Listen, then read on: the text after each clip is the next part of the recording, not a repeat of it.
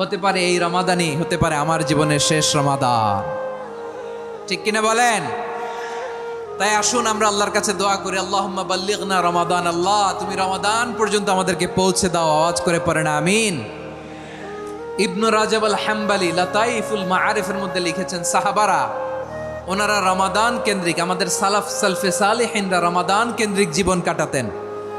ওনারা রমজান আসার 6 মাস আগে আল্লাহর কাছে দোয়া করতেন, আল্লাহ রমজান পর্যন্ত পৌঁছে দাও। রমজান চলে যাওয়ার পরে বাকি 6 মাস আল্লাহর কাছে দোয়া করতেন, আল্লাহ এই রমাদানে যে ইবাদত করেছি এই ইবাদতগুলো তুমি কবুল করে নাও। সুবহানাল্লাহ। তাহলে পুরো বছর রমাদান কেন্দ্রিক জীবন। রমজান আসার আগে 6 মাস দোয়া করতো, আল্লাহ আমরা যেন রমজান পাই। রমজান চলে যাওয়ার পরে বাকি 6 মাস বলতো, আল্লাহ রমজানে যে ইবাদত করেছি এগুলো তুমি কবুল করে নাও। সুবহানাল্লাহ। আবার এই শাবান মাসে আল্লাহর হাবিব সাল্লাল্লাহু আলাইহি ওয়াসাল্লাম সবচেয়ে বেশি রোজা রাখতেন। কানা ইয়াসুমু শাবানা কুল্লাহ, সবচেয়ে বেশি রোজা রাখতেন শাবান মাসে। ওয়া কানা ইয়াসুমু শাবানা ইল্লা কলিলা, শাবানের অল্প কয়েকদিন ছাড়া পুরো শাবানটাই বিশ্বনবী রোজা রাখতেন। সুবহানাল্লাহ পড়েন। এই শাবানে আপনারা রোজা রাখছেন তো? রাখছেন? আল্লাহ তুমি কবুল করো। আমরা সবাই পড়ি আমিন। মাইকের সাউন্ডটা একটু উইক মনে হচ্ছে, একটু স্ট্রং করতে হবে সামান্য। এই শাবান শেষে আমাদের মধ্যে আগমন করবে রমাদান, এবং এই রমাদানুল মুবারক আল্লাহ তাআলা আমাদের জন্য সিয়াম ফরজ করেছেন। কি ফরজ করেছেন?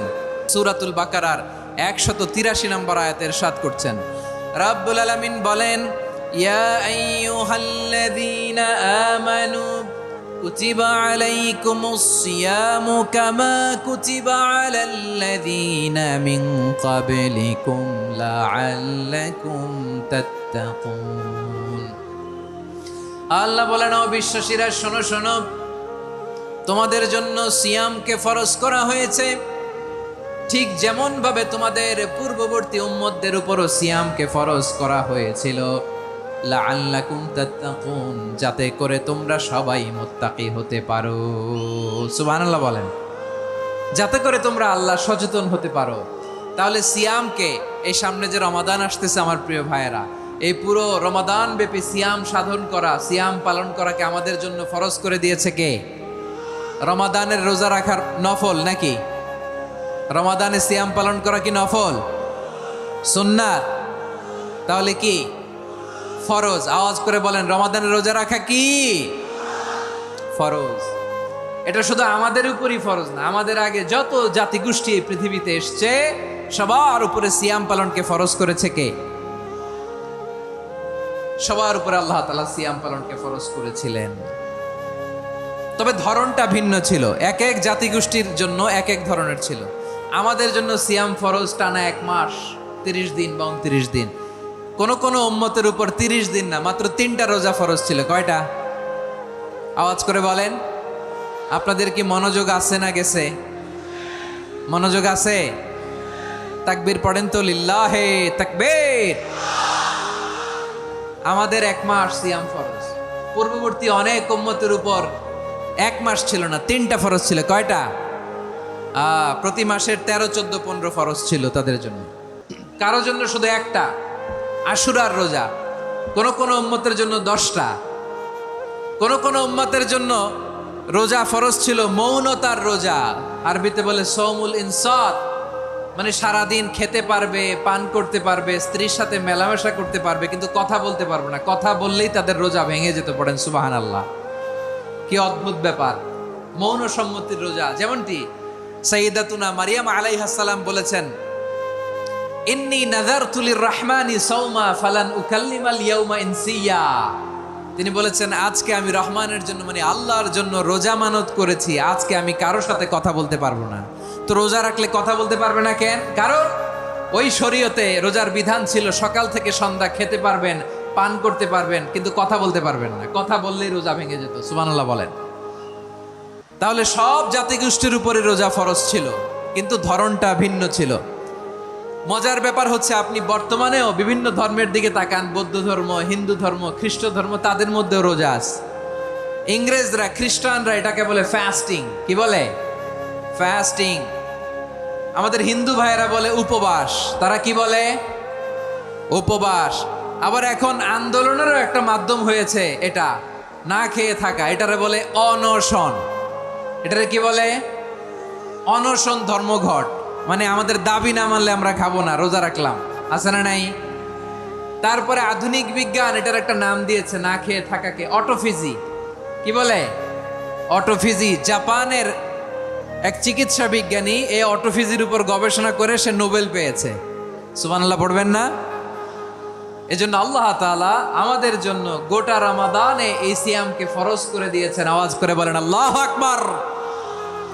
রাব্বুল আলামিন বলেন, ইয়া আইয়ুহাল্লাযীনা আমানু কুতিবা আলাইকুমুস সিয়াম, সিয়ামকে তোমাদের উপরে ফরজ করা হয়েছে, কামা কুতিবা আলাল্লাযীনা মিন ক্বাবলিকুম, যেমনি তোমাদের পূর্ববর্তীদের উপর রোজা ফরজ করা হয়েছিল, লাআল্লাকুম তাত্তাকুন, যাতে করে তোমরা আল্লাহ সচেতন হতে পারো, যাতে করে তোমরা মুত্তাকি হতে পারো। লাআল্লাকুম তাত্তাকুন, যাতে করে আমরা আল্লাহ সচেতন হতে পারি, আল্লাহ কনশাসনেস আমাদের মধ্যে গ্রো করে। এটা হচ্ছে রোজার prime objective, the prime objective of সিয়াম। অনেকে জিজ্ঞেস করলে অনেকে বলে রোজার মূল উদ্দেশ্য হচ্ছে না খেয়ে থাকা। না। অনেকে বলে গরিবদের কষ্ট অনুধাবন করা রোজার উদ্দেশ্য। না। রোজার উদ্দেশ্য কি, সিয়াম পালনের উদ্দেশ্য কি, এটা আল্লাহ তাআলা স্পষ্ট এই আয়াতের পেছনে বলেছেন যে লাআল্লাকুম তাত্তাকুন, যাতে করে তোমরা আল্লাহ সচেতন হতে পারো, আল্লাহ ভীতি তোমাদের মধ্যে গ্রো করে, গড কনশাসনেস, আল্লাহ কনশাসনেস, আল্লাহ সচেতনতা যেন বাড়ে, দ্য সেন্স অফ অ্যাকাউন্টেবিলিটি। আল্লাহর সুপ্রিম কোর্টের কাঠগড়া এই দুনিয়াতে আমি যাই করলাম তার সব কিছু যে পাই টু পাই হিসাব দিতে হবে, এই sense, to enhance the sense that what ever we do Allah is watching me. আপনি যাই করেন কেউ দেখে না, কিন্তু দেখে কে? শুরুতেই তো জিজ্ঞেস করেছিলাম যে কেউ যেটা দেখে না সেটা দেখেন কে? কেউ যেটা শোনে না সেটা শোনেন কে? এর নাম হচ্ছে লাআল্লাকুম তাত্তাকুন, যাতে করে তোমরা আল্লাহ সচেতন হতে পারো, আল্লাহ ভীরু হতে পারো। দুনিয়ার কেউ দেখে না, কিন্তু আল্লাহ দেখে। এটাই রোজার মূল শিক্ষা। আমার প্রিয় ভাইরা, আপনি লুকিয়ে লুকিয়ে ঘরের ভেতরে অন্যায় করেছেন, পাপ করেছেন, আপনার বাবা দেখে নাই, মা দেখে নাই, স্ত্রী দেখে নাই, কিন্তু দেখেছে কে? আল্লাহর চোখ ফাঁকি দেয়া যায়? আচ্ছা বুঝে থাকলে বলেন তো, সিসি ক্যামেরার চোখ ফাঁকি দেয়া যায় কি যায় না? পুলিশের চোখ, র্যাবের চোখ, বিমানবন্দরে কাস্টমস অফিসারের চোখ, কিন্তু আমার আল্লাহর চোখ? সবাই বলেন আল্লাহর চোখ ফাঁকি দেয়া যায়? এই সেন্সটা নিয়ে আসা নিজের মধ্যে, আমি what ever I do Allah is watching me, যাই করি আল্লাহ দেখে। লাআল্লাকুম তাত্তাকুন। রমাদানের রোজা, ইফতারি, সিয়াম, ইবাদত সব কিছুর মধ্য দিয়ে আপনাকে খেয়াল করতে হবে যে লাআল্লাকুম তাত্তাকুন এই স্ট্যান্ডার্ড এটা অ্যাচিভ হচ্ছে কিনা আমাদের, যাতে করে তোমরা মুত্তাকি হতে পারো, আল্লাহ ভীরু হতে পারো। তাকওয়া, এটা হচ্ছে the essence of Islam. What is তাকওয়া? তাকওয়া মানে কি? তাকওয়ার সংজ্ঞা অনেকে অনেকভাবে দিয়েছেন। আমি সরাসরি সাহাবাদের কাছ থেকে একটা সংজ্ঞা আপনাদের শোনাচ্ছি। ওমরে ফারুক রাদিয়াল্লাহু তাআলা আনহু উবাই ইবনে কাব রাদিয়াল্লাহু তাআলা আনহুকে জিজ্ঞেস করেছিলেন, ইয়া উবাই মা হুয়া তাকওয়া, হে উবাই তাকওয়া কি? তাকওয়া কাকে বলে? উবাই ইবনে কাব তিনি প্রশ্নের উত্তর না দিয়ে উনিও আবার প্রশ্ন ছুড়লেন। তিনি বললেন, ইয়া আমিরাল মুমিনিন, আমা সালাকতা তরিকান যা শাউক, আপনি কি কাঁটাযুক্ত রাস্তা দিয়ে মরুভূমিতে কখনো হেঁটেছেন? যে রাস্তার চারদিকে ক্যাকটাস, গুলমলতার কাঁটা, হেঁটেছেন? ওমরে ফারুক বললেন, নাম হেঁটেছি। বালা, হেঁটেছি। কাইফা আমিলতা, কিভাবে হেঁটেছেন? ওমরে ফারুক বললেন, শাম্মারতু ওয়াজতাহাতু, আমি আমার জামা, জুব্বা আর চাদর আটো-সাটো করে গায়ের সাথে এমন ভাবে মিলিয়ে রেখেছি, এমন সাবধানে হেঁটেছি যাতে করে মরুভূমির ক্যাকটাসের গুলমলতার কাঁটা আমার গায়ে বিঁধে না যায়। উবাই ইবনে কাব বললেন, ফাযালিকা হুয়া তাকওয়া, আরে তাহলে আপনি তো ঠিকই জানেন তাকওয়া মানে কি, এটাই তো তাকওয়া। ওই রাস্তা দিয়ে যেভাবে হেঁটেছেন পুরো দুনিয়ার জিন্দেগিটা এইভাবে সাবধানে চলার নামই হচ্ছে তাকওয়া। চিল্লায় বলো ঠিক কিনা? এই দুনিয়াতে পাপ পঙ্কিলতা থাকবে, শয়তানির হাতছানি থাকবে, অপরাধ প্রবণতা থাকবে, নফসের খায়েশ থাকবে, অন্যায়ের হাতছানি থাকবে। সব কিছুকে দলে মুচড়ে পেছনে ফেলে সাবধান হয়ে এই দুনিয়ার সিরাতুল মুস্তাকিমের পথে চলতে হবে। যেই রাস্তা শুরু হয়েছে দুনিয়াতে শেষ হয়ে গিয়েছে আল্লাহর জান্নাতের ভেতরে। চিল্লায় বলেন ঠিক কিনা? আমার প্রিয় চাঁপাইনবাবগঞ্জের ভাইয়েরা, এটার নামই তাকওয়া। উবাই ইবনে কাব বললেন, ও আমিরুল মুমিনিন, ওই কাঁটাযুক্ত গুল্মলতার রাস্তার মধ্যে ঠিক যেমনি সাবধান হয়ে আপনি হেঁটেছেন, এই দুনিয়ার বুকে ওই সাবধান হয়ে চলার নাম হলো তাকওয়া। সুবহানাল্লাহ। তাহলে তাকওয়া কারে বলে? আমার চাপাই নবাবগঞ্জের কলেজার টুকরা ভাইরা, বুঝতে পারছেন আপনারা? হ্যাঁ, তাকওয়ার শুধু দুইটা নমুনা আপনাদের সামনে পেশ করব, আপনাদের ক্লিয়ার হয়ে যাবে। একটা নমুনা তো দিলাম, আরেকটা নমুনা, সেটাও ওমরে ফারুক রাদিয়াল্লাহু তাআলা আনহুর জীবনী থেকে। উনি ছিলেন ন্যায়পরায়ণ শাসক। রাত্রিবেলা প্রজাদের কি হাল হাকিকত, কি অবস্থা, ঘুরে ঘুরে প্যাট্রোলিং করতেন পুলিশের মতো। তো সারা রাত প্যাট্রোলিং করে সারা রাত তিনি ঘুরেছেন কার কি অবস্থা দেখে। শেষ রাতে তিনি ফিরে আসতেছেন। তিনি থাকতেন, সহিহ বুখারীতে এসেছে, কানা ইয়াসকুনু ফি আওয়ালিল মদিনা, মদিনার উঁচু এলাকায় থাকতেন। তো ফিরে আসার সময় উনি একটা প্রাচীর বেষ্টিত ঘরের পাশে দুইজন নারীর কথোপকথন শুনতে পেলেন। কয়জন নারীর? দেখি আপনাদের মনোযোগ আছে কিনা, বলেন কয়জন নারীর? একজন বৃদ্ধা, একজন যুবতী। উনি কান লাগিয়ে শুনতে পাচ্ছেন। বৃদ্ধা মা, ওমর ফারুক কাউকে দেখতে পাচ্ছেন না, শুনতে পাচ্ছেন। বৃদ্ধা মা তার যুবতী মেয়েকে বলে, এই তাড়াতাড়ি ওটের দুধ দহন করে ওটের দুধের সাথে পানি মিশাও, তাইলে কালকে বাজারে মদিনায় বেশি দামে বিক্রি করা যাবে, লাভ হবে অনেক। বৃদ্ধা মহিলা এটা বললেন। যুবতী মেয়ে উত্তরে বলে, মা আপনি জানেন না আমিরুল মুমিনিন খলিফাতুল মুসলিমিন ওমরে ফারুক দুধে পানি মিশানোকে দণ্ডনীয় অপরাধ বলে ঘোষণা দিয়েছে, জানেন না? এবার বৃদ্ধা মহিলা বলে, আরে পাগলি, এই ভোর রাতে আমিরুল মুমিনিন ওমরে ফারুক আসবে কোত্থেকে? উনি আসবে কোত্থেকে? ওনার পাইক পেয়াদা সিকিউরিটি আসবে কোত্থেকে? কেউ দেখবে না। আরে কেউ দেখবে না, তাড়াতাড়ি দুধের সাথে পানি মেশাও। এই কথা যখন মা বলেছে, যুবতী মেয়েটা চমৎকার একটা উত্তর দিয়েছে। তিনি বলেছিলেন, ইয়া উম্মি, ও আমার মা, লাউলা রাআ উমর লা রাআ রব্বু উমর। ও আমার প্রিয়তমা মা, আপনি ঠিকই বলেছেন, গভীর রাতে ওটের দুধে পানি মিশালে ওমর দেখবে না, কিন্তু মা খেয়াল রাখবেন, ওমর যদি নাও দেখে, ওমরের রব কিন্তু দেখে। চিল্লায় বলেন ঠিক কিনা? দিস ইজ কল্ড তাকওয়া। লাউলা রাআ উমরু লা রাআ রব্বু উমর। ওমর দেখে না, কিন্তু ওমরের রব দেখে। চিল্লায় বলেন ঠিক কিনা? এজন্য রব্বুল আলামিন বলেন, লা তুদরিকুহুল আবসার ওয়া হুয়া ইউদরিকুল আবসার ওয়া হুয়াল লাতীফুল খাবীর। তিনি এমন সত্তা, দুনিয়ার কোন চোখ তাকে দেখে না, কিন্তু দুনিয়ার সবগুলো চোখকে, সব মানুষের অ্যাক্টিভিটিসকে, আরশের উপর থেকে সব কিছু মুহূর্তে মুহূর্তে দেখতে পান কে? তাহলে তাকওয়া কারে বলে বুঝতে পারছেন? দুনিয়াতে সাবধানে চলার নাম তাকওয়া। কেউ দেখে না, কিন্তু আল্লাহ দেখে। এই সেন্স, এই জবাবদিহিতার ভয়, দ্য সেন্স অফ অ্যাকাউন্টেবিলিটি, এই সেন্স নিজের মধ্যে গ্রো করার নাম হচ্ছে তাকওয়া। আর এই সিয়াম পালন করার প্রাইম অবজেক্টিভ অফ সিয়াম হচ্ছে লাআল্লাকুম তাত্তাকুন। আওয়াজ করে বলেন, লাআল্লাকুম তাত্তাকুন। আমার প্রিয় ভাইয়েরা, এই আসন্ন রমাদান, এটা এমন এক বরকতের মাস, যে মাসে আমরা নিজেদের নাফসের উপর নিয়ন্ত্রণ প্রতিষ্ঠা করি। সারা বছর নাফস আমাদেরকে নিয়ন্ত্রণ করে, আর রমাদানে আমরা নাফসকে নিয়ন্ত্রণ করি। কথা বুঝতেছেন? সারা বছর নাফস আমাদেরকে নিয়ন্ত্রণ করে। এই যে এখন আমার খেতে মনে চাইলে যে খেজুর রাখ, আমি খেজুর খেতে পারবো, নাটস আছে, বাদাম খাইতে পারি। খাইতে মন চাইলে পানি, আমার রুহুটা চায়, আমার নাফসটা খেতে চায়, আমি খেতে পারি, পান করতে পারি।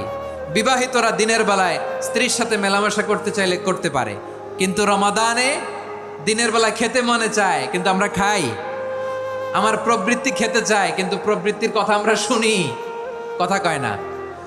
রমজানে খেতে মন চাইলে আমরা খাই, তৃষ্ণায় গলা ফেটে যায়, গলার ছাতি ফেটে যায়, কিন্তু এক ঢোক পানি কি আমরা গিলি? বিবাহিতরা দিনের বেলা স্ত্রীর সাথে কি মেলামেশায় যায়? না।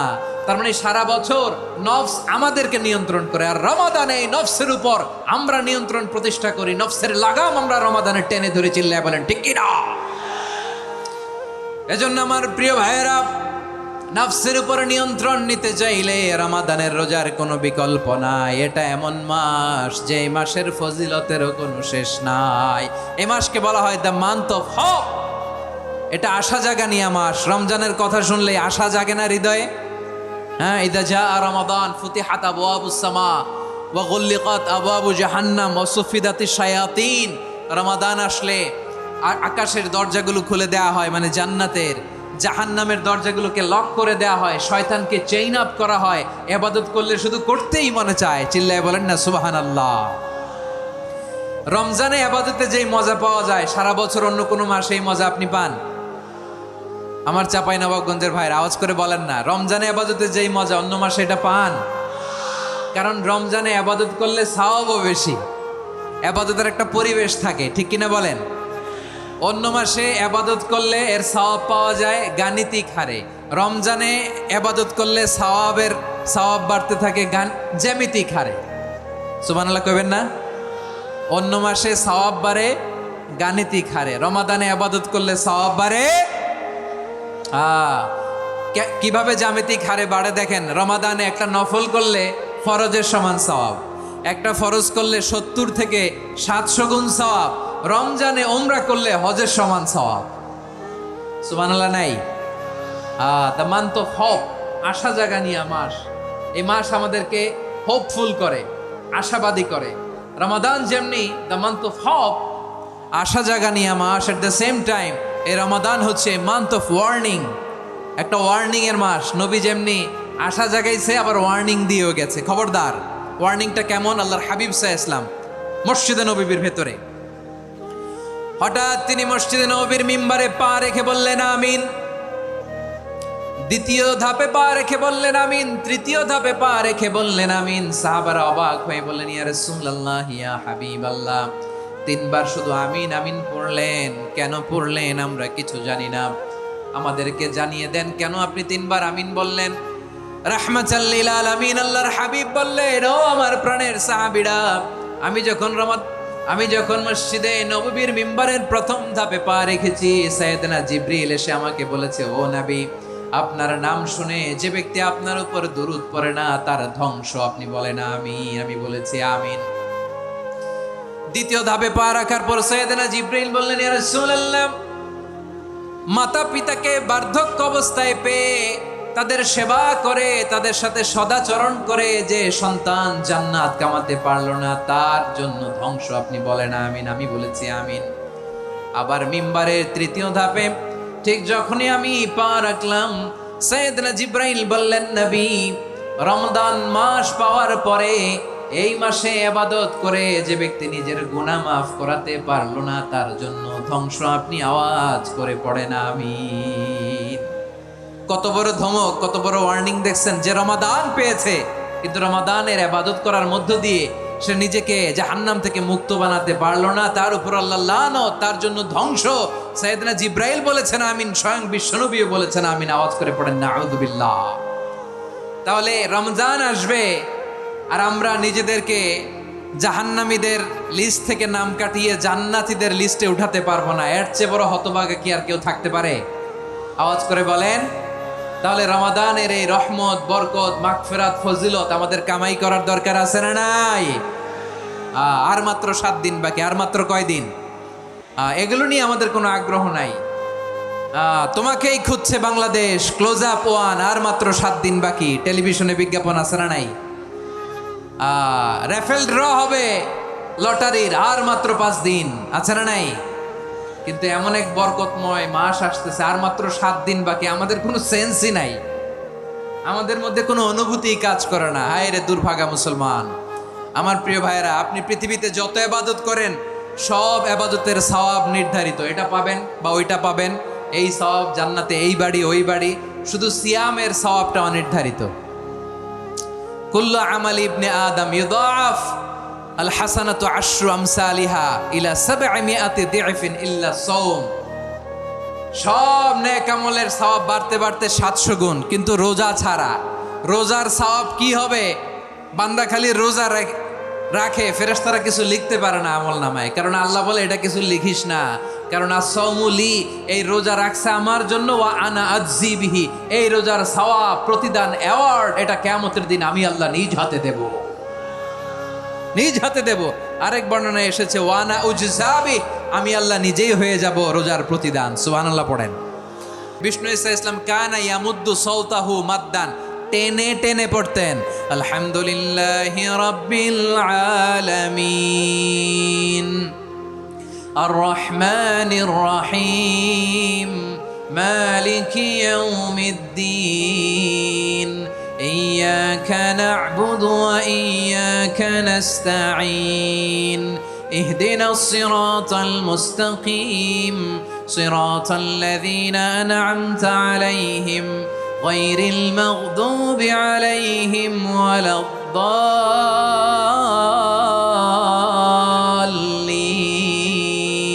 পড়েন আমিন। কানা ইয়ামুদ্দু সাওতাহু মাদ্দান, টেনে টেনে পড়তেন। ওয়া কানা ইউকাত্তিউ আয়াতাহু, ইউকাত্তিউ আয়াতান আয়াতান, প্রত্যেক আয়াত পড়ে পড়ে তিনি থামতেন। এভাবে কোরআন পড়তে হবে। আমাদের অনেক মা বোনেরা আজকের এই চাঁপাইনবাবগঞ্জের প্রোগ্রামের অনেকগুলো মহিলা প্যান্ডেল আমি ল্যান্ডিং করার সময় দেখেছি। আমার অনেক বোনেরা ওনারা কোরআন খতম করতে যে এমনভাবে তেলাওয়াত করেন, কোরআন তেলাওয়াতের আদব আর অবশিষ্ট থাকে না। আমরা তার তিলের সাথে তেলাওয়াত করব, যেমনটি আমি পড়ে শোনালাম। বিষ্ণু ইসলাম প্রতি আয়াত শেষে থামতেন, টেনে টেনে পড়তেন, তার তিলের সাথে পড়তেন, সুর করে পড়তেন। মানলাম ইয়াতাগান্না বিল কোরআন ফালাইসা মিন্না, যে সুর করে কোরআন পড়ে না সে আমার উম্মত হতে পারে। জাইনুল কোরআন বিআসওয়াতিকুম, বিষ্ণু বলেন সুর করে কোরআন পড়বা। অনেকে কোরআনের খতম তুলবার জন্য কোরআনরে একেবারে খতম করে দেয়, এরকম আছে না নাই? কোরআনের খতম তোলার জন্য কোরআনরে কি করে? একেবারে খতম করে দেয় না। আপনি ধীরস্থির ভাবে পড়ে যদি খতম দিতে পারেন মাশাআল্লাহ, না পারলে যতটুকু পারেন পড়বেন। এরপর অনুবাদ পড়ার চেষ্টা করবেন, তাফসির পড়ার চেষ্টা করবেন। আপনাদের জন্য এক অনন্য উপহার রয়েছে আমার পক্ষ থেকে, এক নজরে কোরআন। 114 সূরার সারমর্ম, সার নির্যাস আমরা নিয়ে এসেছি এখানে বাংলা ভাষায়। আমার জানা মতে খুব সম্ভবত এই প্রথম কাজ, কেউ করে নাই। আরবিতে পাবেন এরকম অনেক বই, ইংরেজিতে কিছু কাজ আমরা দেখেছি, কিন্তু বাংলায় পাবেন না। এত চমৎকারভাবে আমরা সূরাগুলোর সারমর্ম, সার নির্যাস তুলে ধরার চেষ্টা করেছি। 5 পৃষ্ঠায় আপনি জেনে যাবেন এই সূরার সেন্ট্রাল থিম কি। 5 পৃষ্ঠায় জেনে যাবেন মেজর থিম কি, এই সূরায় কি কি নিয়ে আলোচনা করা হয়েছে, এই সূরা থেকে মূল লেসন কি, মূল শিক্ষা কি, সহজে আপনারা বুঝে যাবেন। সুযোগ হলে এটা সংগ্রহ করবেন। আপনারা যে কোনো ধরনের ভালো অনুবাদ আপনারা পড়বেন, তাফসির পড়বেন। আমরা কোরআনময় করতে চাই। খতম কোরআনে রমাদানের 1 খতম দেওয়ার একটা সহজ পদ্ধতি হচ্ছে রমাদানের প্রতি নামাজের পরে 4 পৃষ্ঠা। প্রতি নামাজের পরে কয় পৃষ্ঠা? 4 পৃষ্ঠা। তাহলে 5 ওয়াক্তে 4 পাঁচা 20 পৃষ্ঠা। হেফজে কোরআনগুলো 20 পৃষ্ঠা 1 পারা। এভাবে 30 দিনে আপনার 1 খতম হয়ে যাবে। আমরা যেন তার তিলের সাথে বিশুদ্ধভাবে কোরআন তেলাওয়াত করতে পারি, আল্লাহ তৌফিক দান করুক। পড়ে না আমিন। 2 নম্বর করণীয়, ধীরস্থিরভাবে তারাবির সালাতগুলো যেন আমরা আদায় করি। তাড়াহুড়ো করবেন না আল্লাহর ওয়াস্তে, তাড়াহুড়ো করবেন না, তাহলে কোরআন আমাদের জন্য বদদোয়া করবে। তাড়াহুড়ো করবেন তারাবির নামাজে। তারাবির নামাজ সালাতুত তারাবিহ মানে বিশ্রামের নামাজ। আর আমরা পড়ি সলাতুল কিতার, রেলগাড়ির মতো নামাজ। চিল্লায় বলেন ঠিক কি না? না, এরকম করবেন না। ইমাম সাহেবদেরকে আশ্বস্ত করুন যে ইমাম সাহেবরা আমরা পিছনে আসি আপনাদের সাথে, আপনি আস্তে আস্তে পড়েন, তার তিলের সাথে পড়েন, ধীরস্থিরভাবে তারাবির সালাত পড়বেন। সারা বছর এই সুযোগ হয় না দাঁড়িয়ে কোরআন শোনার, এরকম আয়োজন ব্যবস্থাপনা সারা বছর আর আমরা পাই বলেন তো না। তারাবির সালাতের রাকাত বিতর্ক এড়িয়ে চলুন, রাকাত নিয়ে বিতর্ক করবেন না। 8 রাকাত 20 রাকাত নিয়ে যে মারামারি এই দেশে, এটা শয়তানের ফন্দি। চিল্লায় বলেন এটা কার ফন্দি? আমরা 20 রাকাত পড়ি, আপনারা হয়তো 8 রাকাত পড়েন, কোনো অসুবিধা নাই। আমরা যারা 20 রাকাত আমরা পড়তেছি, আমরা 20 রাকাতের কথাই বলি। 20 রাকাত আমরা পড়বো আজীবন। সৌদি আরবে মক্কা মদিনায় 20 রাকাত পড়ে, কোনো অসুবিধা নাই। অন্যান্য মসজিদগুলো 8 রাকাত পড়ে। এই নিয়ে এদের মধ্যে মারামারি আছে? হ্যাঁ। আর এই জন্য রাকাত বিতর্ক এড়িয়ে চলবেন। প্রিয় ভাইয়েরা, আপনার আমল আল্লাহর কাছে কবুল হবে সংখ্যার বিচারে না উত্তমতার বিচারে? বলেন তো, সংখ্যার বিচারে না উত্তমতার বিচারে? উত্তমতার বিচারে। কত চমৎকার ভাবে আপনি আল্লাহর সামনে দাঁড়াতে পারছেন এটা বিবেচ্য। রুকু সেজদাগুলো সুন্দরভাবে করবেন। রুকু থেকে সোজা হয়ে দাঁড়ানো ওয়াজিব, 2 সেজদার মাঝখানে সোজা হয়ে বসা ওয়াজিব। এই তা'দিলুল আরকান বাদ দিলে হানাফি মাযহাব মতে সৌ সেজদা দিতে হবে। অন্য মাযহাব মতে নামাজই হবে না, আপনার নামাজই হবে না। এই জন্য ধীরস্থিরভাবে তারাবির সালাত যেন আমরা আদায় করি। পারা যাবে তো ইনশাআল্লাহ? 3 নাম্বার, তাহাজ্জুদের সালাত আদায় করুন। বছরের অন্য সময় উঠতে পারি না, অনেকে বলে হুজুর উঠতে পারি না। কিন্তু রমাদানে সাহারি খাওয়ার জন্য তো ওঠাই লাগে, কি বলেন? সাহারি খান আপনারা? হ্যাঁ, খান না? খান কে কে দেখি তো? মাশাআল্লাহ মাশাআল্লাহ, এই সুন্নত পালনের জন্য 1 নাম্বার। মাশাআল্লাহ, ঠিক আছে, পালন করবেন। আল্লাহর হাবিব বলেন তাসাহহারু ফা ইন্না ফিস সাহুরি বারাকা, তোমরা সাহারি খেও, কেননা সাহারির ভেতরে বরকত ঢুকায় দিয়েছে কে? একটা খেজুর, 1 গ্লাস পানি খেলো সারা দিন আপনাকে তরতাজা রাখে কে?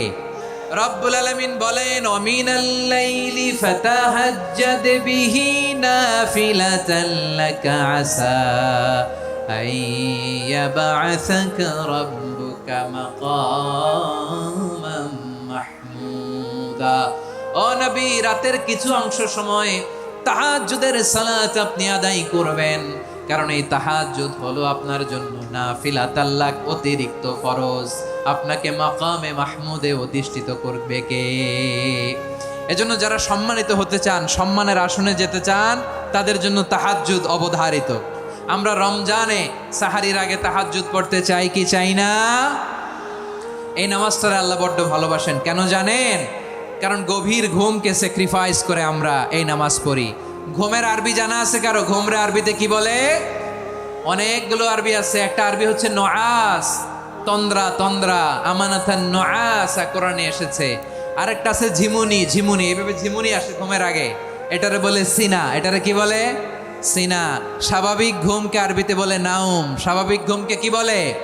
এই সিনা আর নাউমকে আল্লাহ এক আয়াতে এনেছেন, লা তাখুযুহু সিনাতু ওয়ালা নাউম। আল্লাহর তন্দ্রা নাই, ঘুম নাই, ঘুমের আগে যে তন্দ্রা আছে ওইটাও নাই। তাহলে নুআস, সিনা, নাউম পেলাম।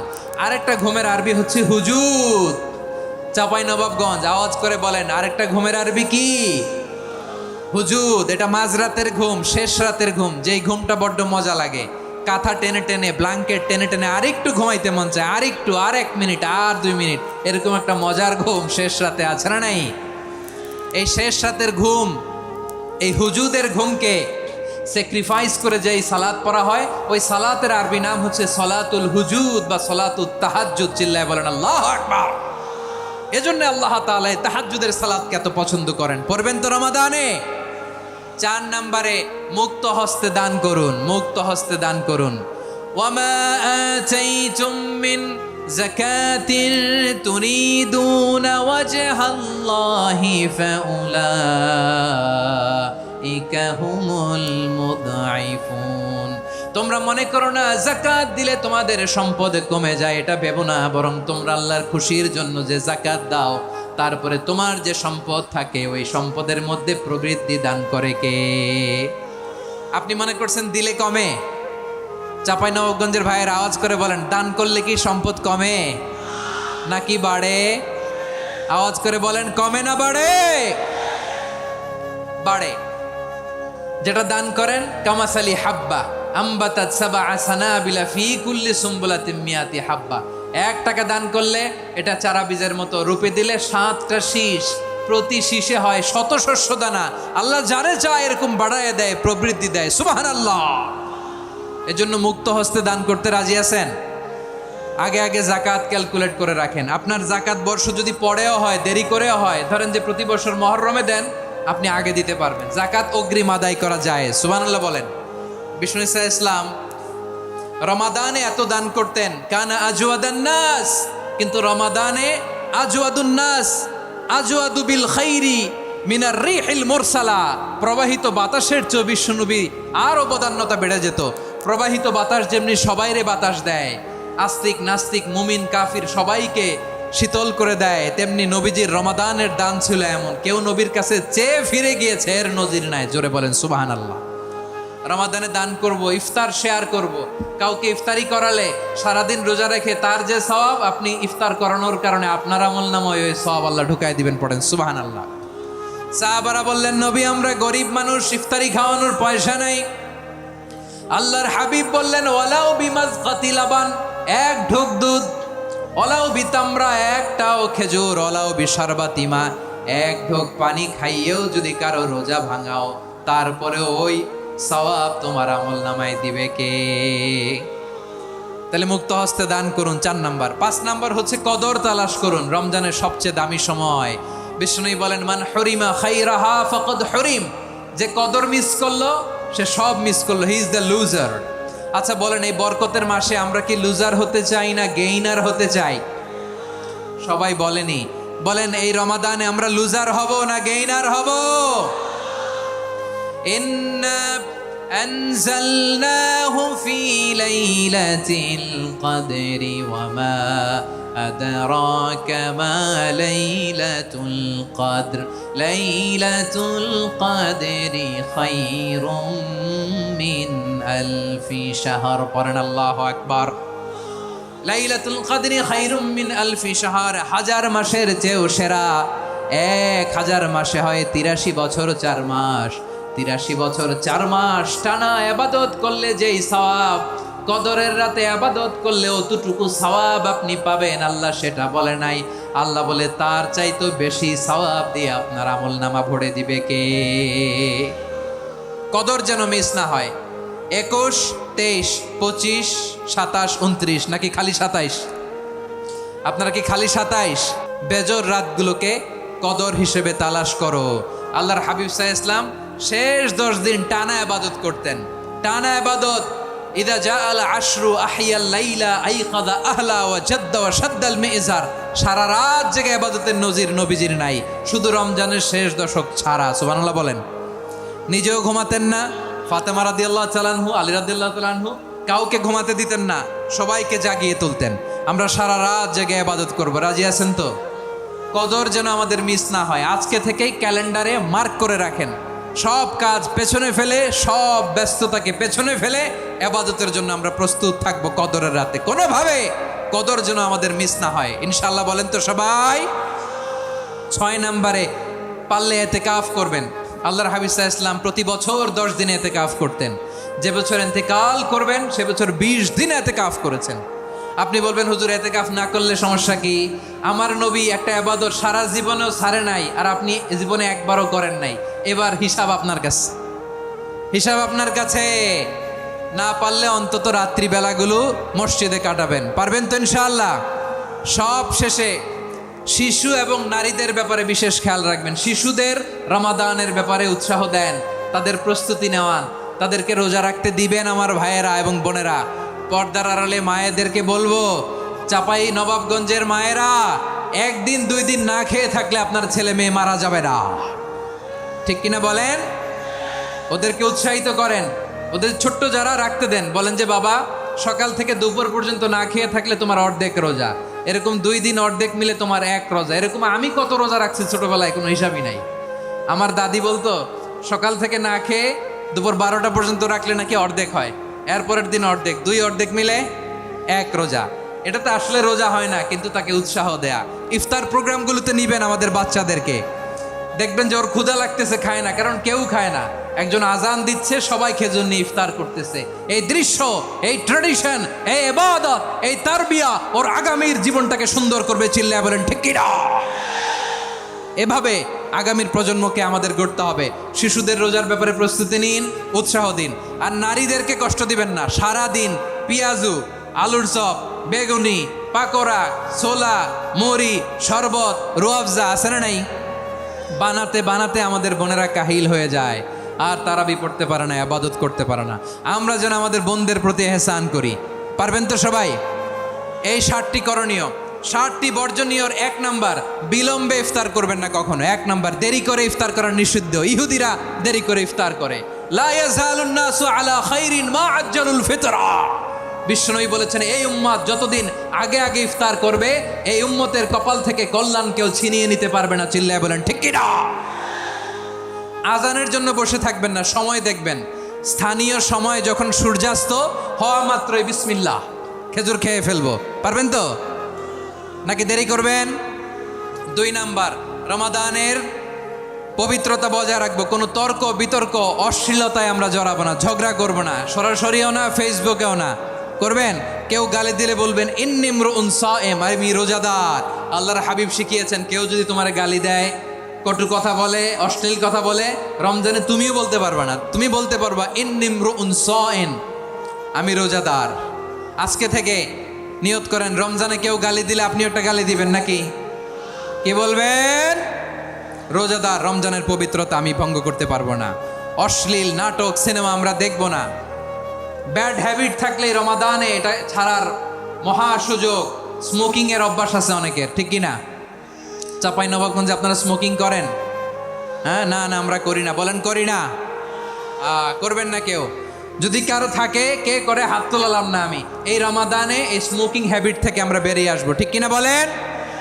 3 নাম্বার, আমরা মিথ্যা বলবো না। বিশ্বনবী বলেন, মানলাম ইয়াদা কাওলা যুরি ওয়াল আমালা বিহি ফালাইসা লিল্লাহি হাজাতুন ফি আইয়াদা তাআমাহু ওয়া শারাবা। যে রমজানে মিথ্যা কথা, মিথ্যা কাজ, মিথ্যা সাক্ষী ছাড়তে পারে নাই, তার না খেয়ে থাকা, উপবাস থাকা দিয়ে আল্লাহর কিছু যায় আসে না।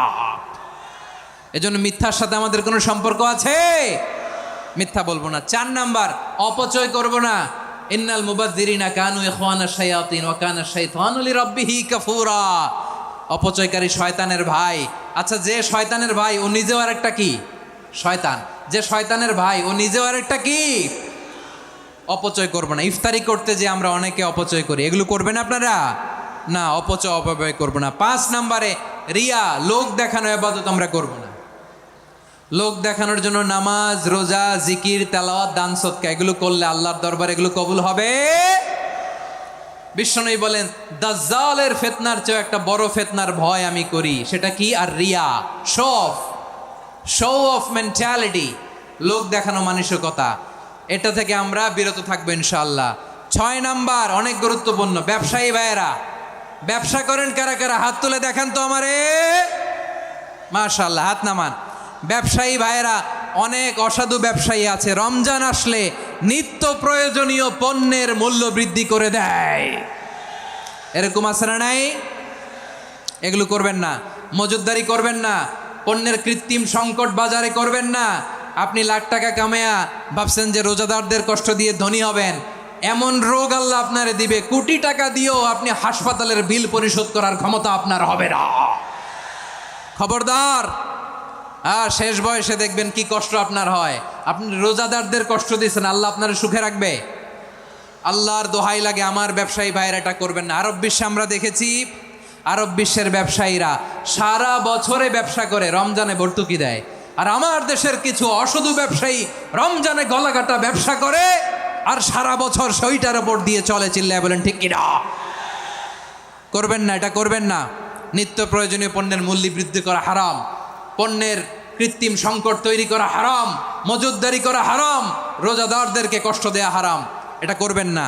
7 নাম্বারে সর্বশেষ কথা, অধীনস্থ যারা আছে তাদের কাজের চাপ আপনারা কমিয়ে দিবেন। কাজের লোক, ফ্যাক্টরির ওয়ার্কার, স্টাফ, তাদের প্রতি যদি রহম করেন, আপনার উপর রহম করবে কে? এদেরকে 4টা কাজের কথা বলেছেন, খুব বেশি না। 4টা করলে 8 জান্নাতের দরজা সব খোলা। কোনটা দিয়ে যাবেন? যেটা দিয়ে মনে চায়। 1 নাম্বার, 5 ওয়াক্ত নামাজ। আমার বোনেরা জোহরের নামাজ পড়তে পড়তে এটা আসরে নিয়ে যায়, আসর পড়তে পড়তে এটা মাগরিবে নিয়ে যায়। এরকম আছে না নাই? লালমনিরহাটে হয়তো নাই। আমার বোনেরা এটা করবেন না। ইন্নাস সালাতা কানাত আলাল মুমিনিনা কিতাবাম মাওকুতা। সময় মতো পড়বেন। সামাত শাহরা, রমাদানের রোজাগুলো রাখবেন। হাফিজাত ফুরুজাহা, যে নারী তার চরিত্রকে হেফাজত করে, তার প্রাইভেট হেফাজত করে, তার লজ্জাস্থান হেফাজত করে। ও মায়েরা, আপনার এই গর্ভ যে কত দামি আপনি জানেন না। আপনার এই গর্ভ থেকে জন্মাবে আগামী সালাহুদ্দিন আল আইয়ুবী। আপনার গর্ভ থেকেই জন্মাবে ইমাম আল মাহদি আল মুনতাজার। আপনার পেট থেকে জন্মাবে আবু সাইদের মতো বীর সৈনিক। আপনার পেট থেকে জন্মাবে মুগ্ধের মতো বীর মুজাহিদ। আপনি জানেন না কে আসবে আপনার পেট থেকে। সময়টাকে কাজে লাগান, ইসলামকে বোঝেন, মানেন, আমাদের ইসলামিক লেকচারগুলো শোনেন। আমরা যে বার্তাগুলো, ইনস্ট্রাকশনগুলো, দিক নির্দেশনাগুলো আপনাদের খেদমতে রাখি, এগুলো মেনে চলুন। আপনিই পারেন আপনার ঘরটাকে জান্নাতের টুকরা বানাতে। একটা family, it's a very big institution and you are the MD, the managing director of this institution. চিল্লায় বলেন ঠিক কিনা? চাইলেই পারেন ঘরটারে জান্নাতের টুকরা বানাতে। 5 ওয়াক্ত সালাত, রমাদানের রোজা, নিজের চরিত্রের হেফাজত, ও আতাআত বালাহা, স্বামীর আনুগত্য। এটাতে অনেকে ভুল করে থাকে। হায় রে আমার বোনেরা, স্বামীর আনুগত্যকে এটা নিজের অপমান মনে করবেন না। আপনার স্বামী আপনার সবচেয়ে বড় গার্ডিয়ান, তিনি আপনার সবচেয়ে ভালো চায়। নারী কখনো গার্ডিয়ানশিপের বাইরে থাকতে পারে না। হয় আপনি বাবার গার্ডিয়ানশিপের ভেতরে, বাপ না থাকলে ভাই আপনার গার্ডিয়ান, ভাই না থাকলে চাচা গার্ডিয়ান, বিয়ের পরে আপনার স্বামী আপনার গার্ডিয়ান। সম্মত স্বামীর আদেশগুলো আপনি মেনে চলবেন, কিন্তু শরিয়া বিরুদ্ধ কোনো আদেশ মানতে আপনি বাধ্য নয়। আওয়াজ করে বলুন সবাই, ঠিক কিনা? এই 4টা কাজ যদি কোনো নারী করে, বিশ্বনবী বলেন জান্নাতের 8টা দরজা খোলা, তোমার যেটা দিয়ে মনে চায় সেটা দিয়ে জান্নাতে তুমি এন্ট্রি নিতে পারবা। বিষ্ণু ইসলামের স্ত্রীর নাম ছিল আয়েশা রাদিয়াল্লাহু তাআলা আনহা, আবু বকর রাদিয়াল্লাহু তাআলা আনহুর মেয়ে। আবু বকর রাদিয়াল্লাহু তাআলা আনহুর আরেক মেয়ের নাম হচ্ছে আসমা। কি নাম? দুজনই আবু বকর রাদিয়াল্লাহু তাআলা আনহুর মেয়ে, আসমা আর আয়েশা। নাম দুইটা কেমন লাগে? আসমা নামটা কেমন লাগে? আয়েশা নামটা কেমন লাগে? সবার ভালো লাগে নাই? নাম দুটো আপনাদের ভালো লাগে? লালমনিরহাটে অনাগত যদি কন্যা সন্তান হয়, যদি মনে চায় আসমা রেখে দিতে পারবেন, যদি মনে চায় আয়েশা রেখে দিয়েন। দেশে বিদেশে এয়ারপোর্টে রাস্তাঘাটে শুধু বলে হুজুর একটা নাম দেন, আমার ছেলের একটা নাম দেন, মেয়ের একটা নাম দেন। তো আমার মনে আছে যশোরের 8 দিনের মাহফিলে আমি 1-2টা নাম দিয়েছিলাম। আজকে লালমনিরহাটের এই প্রোগ্রামে কন্যা সন্তান যদি হয় 2টা নাম দিলাম, আসমা কিংবা আয়েশা। ইনশাআল্লাহ পড়েন। দুজন বোন, এক মায়ের না, বাবা এক মা দুইজন। আয়েশা রাদিয়াল্লাহু তাআলা আনহার মায়ের নাম উম্মে রুমান, আর আসমা রাদিয়াল্লাহু তাআলা আনহার মায়ের নাম কুতাইলা বিনতে আব্দুল উজ্জা। আবু বকর রাদিয়াল্লাহু তাআলা আনহু 4টা বিয়ে করেছিলেন। তো একই ঘটনা ঘটেছে এই ফ্যামিলিতে। আসমা ইসলাম ধর্ম গ্রহণ করে মুসলিমা, কিন্তু তার মা কুতাইলা মুশরিকা। আই রিপিট, বোঝার জন্য আমি আবারও বলি, আসমা রাদিয়াল্লাহু তাআলা আনহা মুসলিমা, আর আসমার মা কুতাইলা, আওয়াজ করে বুঝে থাকলে বলেন, আসমার মা মুশরিকা। তার মানে মেয়ে মুসলিম, মা অমুসলিম। ভেজাল আছে না নাই? কিন্তু কুতাইলা আর ধৈর্য ধারণ করতে পারে না। নার ছেড়া ধন, কলিজার টুকরা ধন, কলিজার টুকরা সন্তান আসমারে দেখতে বড্ড মন চায়। সাইয়েদনা আসমা রাদিয়াল্লাহু তাআলা আনহা মক্কা থেকে হিজরত করে মদিনায় চলে গেলেন হুদাইবিয়ার পর। যখন মক্কা মদিনার ট্রাফিক স্বাভাবিক হলো, মক্কার লোক মদিনায় যায়, মদিনার লোক মক্কায় আসে। কুতাইলা কলিজার টুকরা সন্তান আসমারে দেখার জন্য কিছু উপহার নিয়ে বিশাল মরুপথ পাড়ি দিয়ে মক্কা থেকে মদিনায় যায়। সুবহানাল্লাহ বলেন। এখন মা আসছে মেয়ের সাথে দেখা করতে, মেয়ে তো আর দেখা দেয় না। মেয়ে ভাবছে আমার মা তো মুশরিকা, অপবিত্রা, তার সাথে কি দেখা দেয়া যাবে? বিশ্বনবীর দরবারে চলে গেলেন। সুবহানাল্লাহ বলেন। কি সৌভাগ্যবান ছিল তারা! মাসলা জানার দরকার হলেই নবীর দরবারে চলে যেত। ঘরে বউয়ের সাথে ঝগড়া হলে নবীর দরবারে চলে যেত। অনেক সাহাবী বলে আমার পেটে ক্ষুধা লাগলেও আমি নবীর কাছে চলে যেতাম, কারণ নবীর চেহারার দিকে তাকালেই আমার পেটের ক্ষুধা মিটে যেত। কি ইসলাম আমরা পেয়েছি! কত ব্রড মাইন্ডেড আমাদের ইসলাম, কত ওপেন মাইন্ডেড ইসলাম, কত ওপেন আপ করতে পারে, চিন্তা করতে পারেন? বিষ্ণু বললেন হ্যাঁ অবশ্যই, নাম সুলিহা, আগে যেমনি ভালো আচরণ করছো আসমা, এখন ওইরকমই করো, পারলে আরো বাড়ায় করো। সুবহানাল্লাহ বলেন। তাহলে আমার যে হিন্দু ভাইয়েরা, হিন্দু বোনেরা, ইমানের বদৌলতে দৌলতে আপনি ধন্য হয়েছেন, আপনার আম্মা আব্বা এখনো মুসলমান হয় নাই, তাদের জন্য দোয়া করেন, তাদের জন্য দোয়া করেন, আল্লাহ যেন তাদেরকেও ইমানের দৌলত দান করে। আমরা সবাই পড়ি আমিন, আরো জোরে পড়েন আমিন। এখন বলেন, ইসলাম কি ন্যারো মাইন্ডেড রিলিজিয়ান না ব্রড মাইন্ডেড? লালমনিরহাটের যুবক ভাইরা আওয়াজ করো, ইসলাম কি ন্যারো মাইন্ডেড না ব্রড মাইন্ডেড? কতটা ব্রড মাইন্ডেড দেখেন। আপনি ভাবছেন আপনি নামাজ পড়লে হাজী সাহেব কপালে দাগ ফেলাই দিলে আপনি সেলসেলায় জান্নাতে চলে যাবেন না? খবরদার। বিশ্বনবী বলেন, কোন সংখ্যালঘুর উপর যদি কেউ আক্রমণ করে, তার প্রাপ্য তাকে না দিয়ে যদি তাকে ঠকায়, তার উপর জুলুম করে, তার সম্পদ যদি কেড়ে নেয়, আমি নবী, তুমি মুসলিম হইতে পারো, মুসল্লি হইতে পারো, তার পক্ষে তোমার বিপক্ষে আল্লাহর দরবারে বাদী হয়ে দাঁড়াবো। আচ্ছা লালমনিরহাটের ভাইরা, কথা বুঝতে পারলে আওয়াজ করে উত্তর দেন। বিশ্বনবী যদি কারো বিপক্ষে দাঁড়ায় কিয়ামতের দিন, আই রিপিট, আমি আবারও বলছি, বিশ্বনবী যদি কিয়ামতের দিন কারো বিপক্ষে দাঁড়ায়, ও তো সেলসেলায়া জান্নাতি, তাই না? জান্নাতি না? যে নবীর সুপারিশ ছাড়া জান্নাতের গেটও দেখা যাবে না, ওই নবী যদি বলে তোর বিপক্ষে আমি বাদী হয়ে দাঁড়াবো, ওই জান্নাতে আর ঢোকার কোনো সুযোগ আমাদের থাকবে?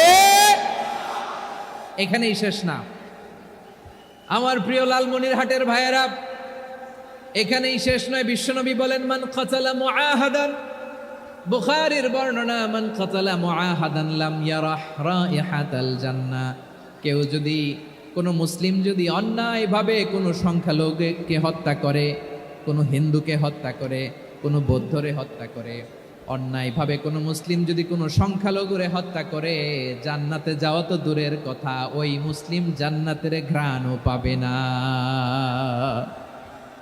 সেই বুখারীর বর্ণনা, মান কাতালা মুআহাদান লাম ইয়ারাহ রাইহাতাল জান্নাহ ওয়া ইন্না রিহাহা লা ইউজাদু মিন মাসিরাতি 40 আমা। যে জান্নাতের ঘ্রাণ 40 বছর দূরের রাস্তা থেকেই পাওয়া যায়। সুবহানাল্লাহ পড়েন। প্রিয় ভাইরা, এখান থেকে জান্নাতে পৌঁছতে লাগবে 40 বছর। এত দূর, কত বছর? সবাই বলেন কত বছর? এখান থেকে জান্নাতে পৌঁছতে লাগবে 40 বছর। এত দূরে থাকতেই জান্নাতের ঘ্রাণ আপনার নাকে এসে ধাক্কা মারবে। বিষ্ণুই বলেন, যে ব্যক্তি কোনো সংখ্যালঘুকে হত্যা করে, জান্নাতের ঘ্রাণ তো পাবেই, জান্নাতে তো ঢুকতে পারবেই না, জান্নাতের ঘ্রাণও তার নাকে লাগবে না। পড়েন নাউযুবিল্লাহ। তাহলে সংখ্যালঘুদের ব্যাপারে ইসলামে অধিকার দেয়া আছে না নাই? লালমনিরহাটের ভাইয়ের আওয়াজ করে বলেন, আমার সংখ্যালঘু হিন্দু ভাইদের রাইটস, অধিকার আমাদের ইসলামে প্রোটেক্টেড আছে না নাই? এখানেই শেষ না। বিষ্ণু ইসলাম আপনার অমুসলিম প্রতিবেশীর সাথে ভালো আচরণ করতে বলেছে। আমাদের হয় না, এটা মুসলিম পাড়া, ওটা বৌদ্ধ পাড়া, হয় না? অনেক সময় হয় না, এটা আমাদের মুসলিম পাড়া, ওইটা হিন্দু পাড়া, এরকম আছে না নাই? লালমনিরহাটে নাই না? আছে? হিন্দু যদি আপনার প্রতিবেশী হয় কি করবেন? ওরে কষ্ট দিবেন নাকি? কেন? ও তো হিন্দু, ও তো আমার আল্লাহরে ডাকে না, ওরে কষ্ট দিলে জায়েজ হবে না? খবরদার। বিষ্ণু ইসলাম বলেন, মান কানা ইউমিনু বিল্লাহ ওয়াল ইয়াউমিল আখির ফালিউকরিম জারাহ। যে আল্লাহ বিশ্বাস করে আর আখিরাতে বিশ্বাস করে, সেজন্য প্রতিবেশীর সাথে ভালো আচরণ করে। সুবহানাল্লাহ। কলিজা জুড়ায় যায় না আমার নবীর কথাগুলো শুনলে? যে আল্লাহ বিশ্বাস করে, যে আখিরাতে বিশ্বাস করে, সেজন্য প্রতিবেশীর সাথে ভালো আচরণ করে। এখানে বলছে মুসলিম প্রতিবেশী বলছে, নামাজি প্রতিবেশী বলছে, আল্লাহওয়ালা প্রতিবেশী বলছে না।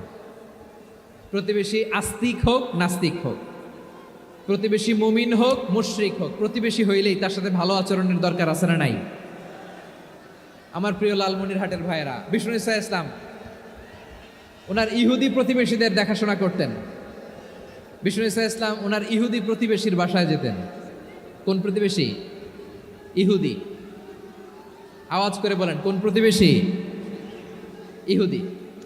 এক ইহুদি কিশোর বিষ্ণু ইসলামের খেদমত করতে, ইহুদি ছেলে আমার নবীর খেদমত করতো, তারা ছিল নবীর প্রতিবেশী। তো অনেক দিন হয় ইহুদি ছেলেটা আসে না। বিষ্ণুনবী খোঁজ দিলেন, ঘটনা কি? একটা ইহুদি ছেলে না আমার খেদমতে আসতো, ছেলেটা কই? খোঁজ নিয়ে জানলেন ছেলেটা অসুস্থ। বিষ্ণু ইসলাম ওই ইহুদির বাড়িতে চলে গেলেন ওই ছেলেটাকে দেখা করার জন্য, ভিজিট করার জন্য। সুবহানাল্লাহ পড়বেন না? গেলেন, যে দেখে ইহুদি ছেলেটা মুমূর্ষ, যান যান যায় যায় ভাব, বিছানায় পড়ে আছে, তার বাবা দাঁড়ানো। বিশ্বনবী তার মাথার পাশে বসলেন, মাথায় হাত বুলিয়ে দিলেন, আর ছেলেটাকে বললেন, আসলিম, হে ইহুদি ছেলে, আসলিম, ইসলাম ধর্ম গ্রহণ করো। তো ছোট্ট ছেলে ভাবে আমরা ইহুদি, এখন ইসলাম ধর্ম গ্রহণ করলে আব্বা যদি বকা দেয়, ফানাযারা ইলা ওয়াজহি আবি, ছেলেটা তার বাবার চেহারার দিকে তাকালো, দেখে আব্বা কি কয়। আব্বা যদি বলে তাইলে ইসলাম ধর্ম গ্রহণ করবে। ইহুদি ছেলেটা তার বাবার দিকে যখন তাকালো, ওর বাবা বলে, আতি আবুল কাসিম, আবুল কাসিম যা বলে তাই করো। আবুল কাসিম হচ্ছে বিষ্ণু ইসলামের একটা কুনিয়াত, উপনাম। আমার রাসূলের বড় ছেলের নাম ছিল কাসেম। যেমন দেখবেন আমাদের এলাকায় কারো ছেলের বড় ছেলের নাম যদি হয় আব্দুল্লাহ, এরা আব্দুল্লাহর বাপ বলে ডাকে। কারো বড় মেয়ের নাম যদি হয় ফাতেমা, এরা কি ডাকে? ফাতেমার বাপ বলে না? তো বিষ্ণু ইসলামের বড় ছেলের নাম ছিল কাসেম। ইহুদি বাবা বলল, আতি আবুল কাসেম, আবুল কাসেম যা বলে তাই শোনো, মানে মোহাম্মদ যা বলে তাই শোনো। এই কথা শুনে ছেলে সাহস পাইছে, ছেলে আবার পড়তে আরম্ভ করলো, আশহাদু আল্লাহ ইলাহা ইল্লাল্লাহ ও আশহাদু আন্না মুহাম্মাদার রাসূলুল্লাহ, পড়েন আল্লাহু আকবার। বিশ্বনবীর আহ্বান শুনে ওই আহ্বানে সাড়া দিয়ে ইহুদি ছেলে শাহাদা পড়ে মুসলমান হয়ে গেল। তার হৃদয়টারে ইমানের নূর দিয়ে আলোকিত করে দিল কে? প্রিয় ভাইরা, এবার রাসূল সাল্লাল্লাহু আলাইহি ওয়াসাল্লাম বের হয়ে আসলেন ঘর থেকে আর বললেন, আলহামদুলিল্লাহিল্লাযী আনকাযাহু মিনান নার।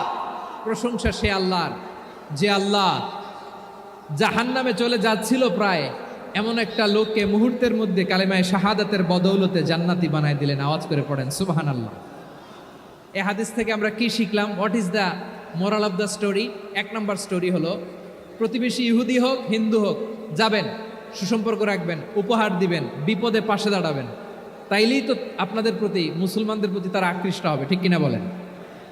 আপনি যদি হিন্দুদের সাথে বৌদ্ধদের সাথে নাই মিশেন, নাস্তিকের কাছে নাই যান, তো ইসলামের সৌন্দর্যটা ওরা বুঝবে কেমনে? সব সময় আমাদের ইসলামের দরজা আমার অমুসলিম ভাইদের জন্য খোলা আছে না নাই?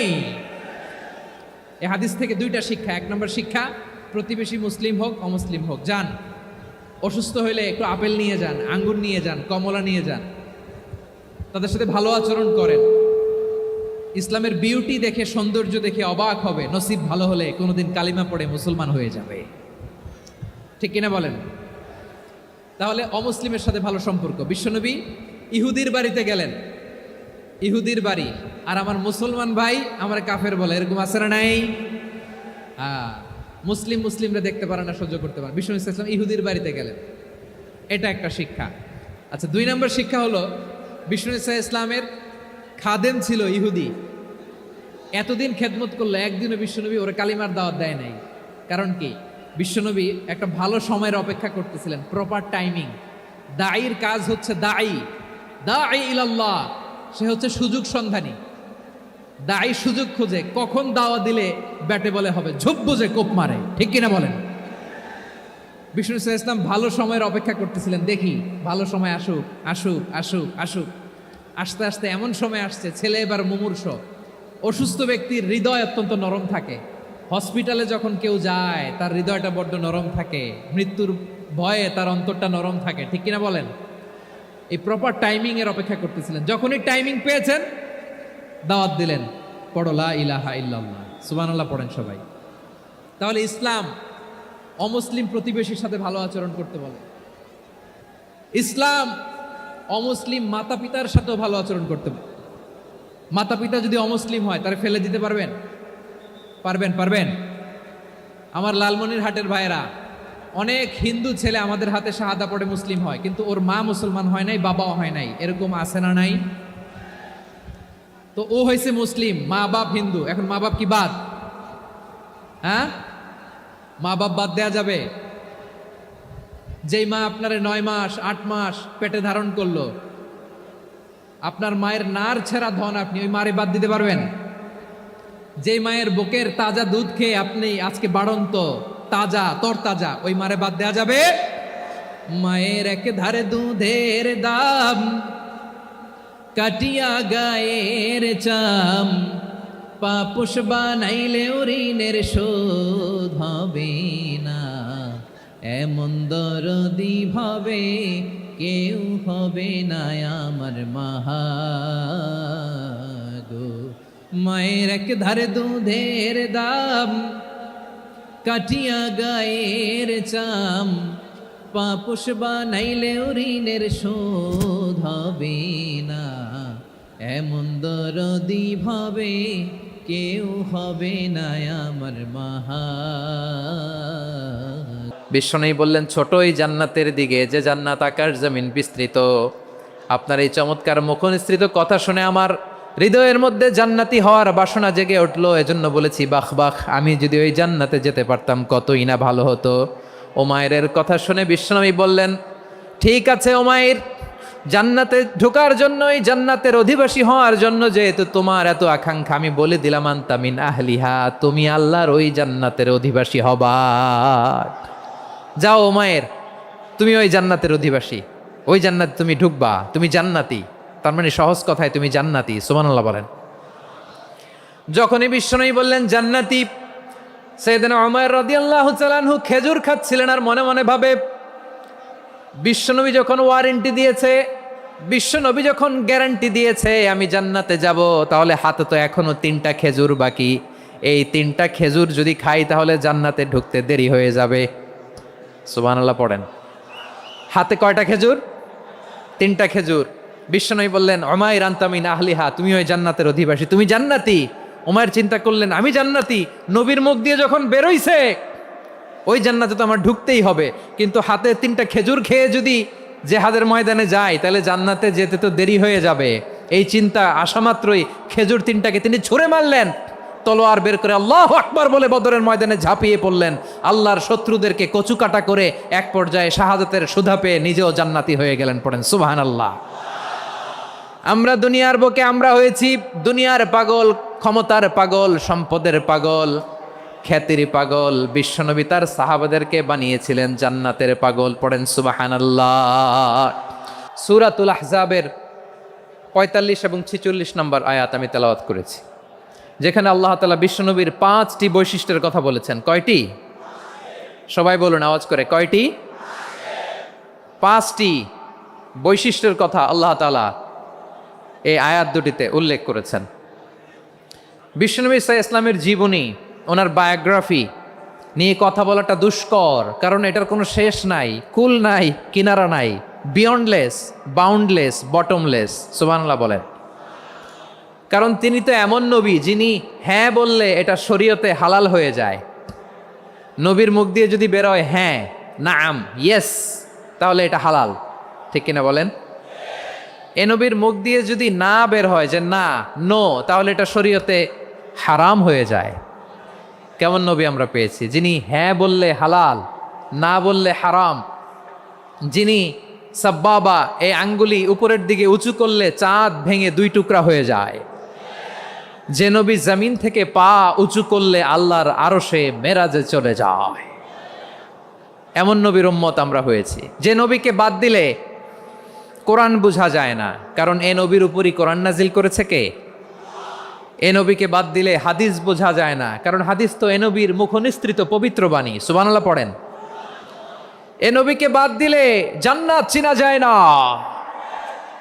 কারণ জান্নাত তিনি চাক্ষুষ দেখে এসে আমাদেরকে মেরাজ শেষে বর্ণনা করে শুনিয়েছেন। এ নবীকে বাদ দিলে জাহান্নাম চেনা যায় না, এ নবীকে বাদ দিলে আমার রবকে চেনা যায় না। ঠিক কিনা বলেন? তো বিশ্বনবীর 5টি বৈশিষ্ট্যের কথা আল্লাহ তাআলা এই সূরাতে উল্লেখ করেছেন। আল্লাহ রাসূল সাল্লাল্লাহু আলাইহি ওয়াসাল্লাম যখন মক্কাতে দাওয়াত দিচ্ছিলেন, মক্কার কুরাইশরা নানাভাবে বিষ্ণু ঈসা ইসলামকে কষ্ট দিচ্ছিল, নানাভাবে ট্যাগিং করছিল, মিথ্যা অপবাদ দিচ্ছিল। কখনো কখনো তারা বিশ্বনবীকে বলছিল মিথ্যাবাদী, কাযযাব। কখনো বলছিল যে তুমি হচ্ছে জাদুকর, সাহের। কখনো বলেছে শায়ের, মুহাম্মদ তুমি কবি। কখনো বলেছে কাহেন, মোহাম্মদ তুমি গণক। এবং কখনো বলেছে মুহাম্মদ তুমি হচ্ছে মাজনুন, মানে পাগল। আওয়াজ করে সবাই পড়ুন নাউযু বিল্লাহি মিন যালিক। তাহলে বিশ্বনবীকে মৌলিকভাবে এই 5টি অপবাদ দিয়েছে। আমার কলেজা টুকরা সিলেটের ভাইরা, বিশ্বনবীর ব্যাপারে মিথ্যা অপবাদ মৌলিকভাবে দিয়েছে কয়টি? 5টি। বলেছে তুমি মিথ্যাবাদী, বলেছে তুমি গণক, তুমি কবি, তুমি পাগল, তুমি জাদুকর।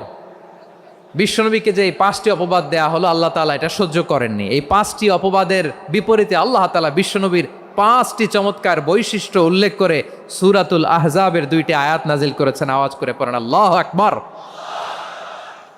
5টি চমৎকার বৈশিষ্ট্য সূরাতুল আহজাবের ভেতরে রব্বুল আলামিন উল্লেখ করে আমাদেরকে জানিয়ে দিচ্ছেন, ইয়া আইয়ুহান নাবিয়্যু ইন্না আরসালনাকা শাহিদান ওয়া মুবাশশিরান ওয়া নাযীরা ওয়া দাঈয়ান ইলাল্লাহি বিইযনিহি ওয়া সিরাজাম মুনীরা।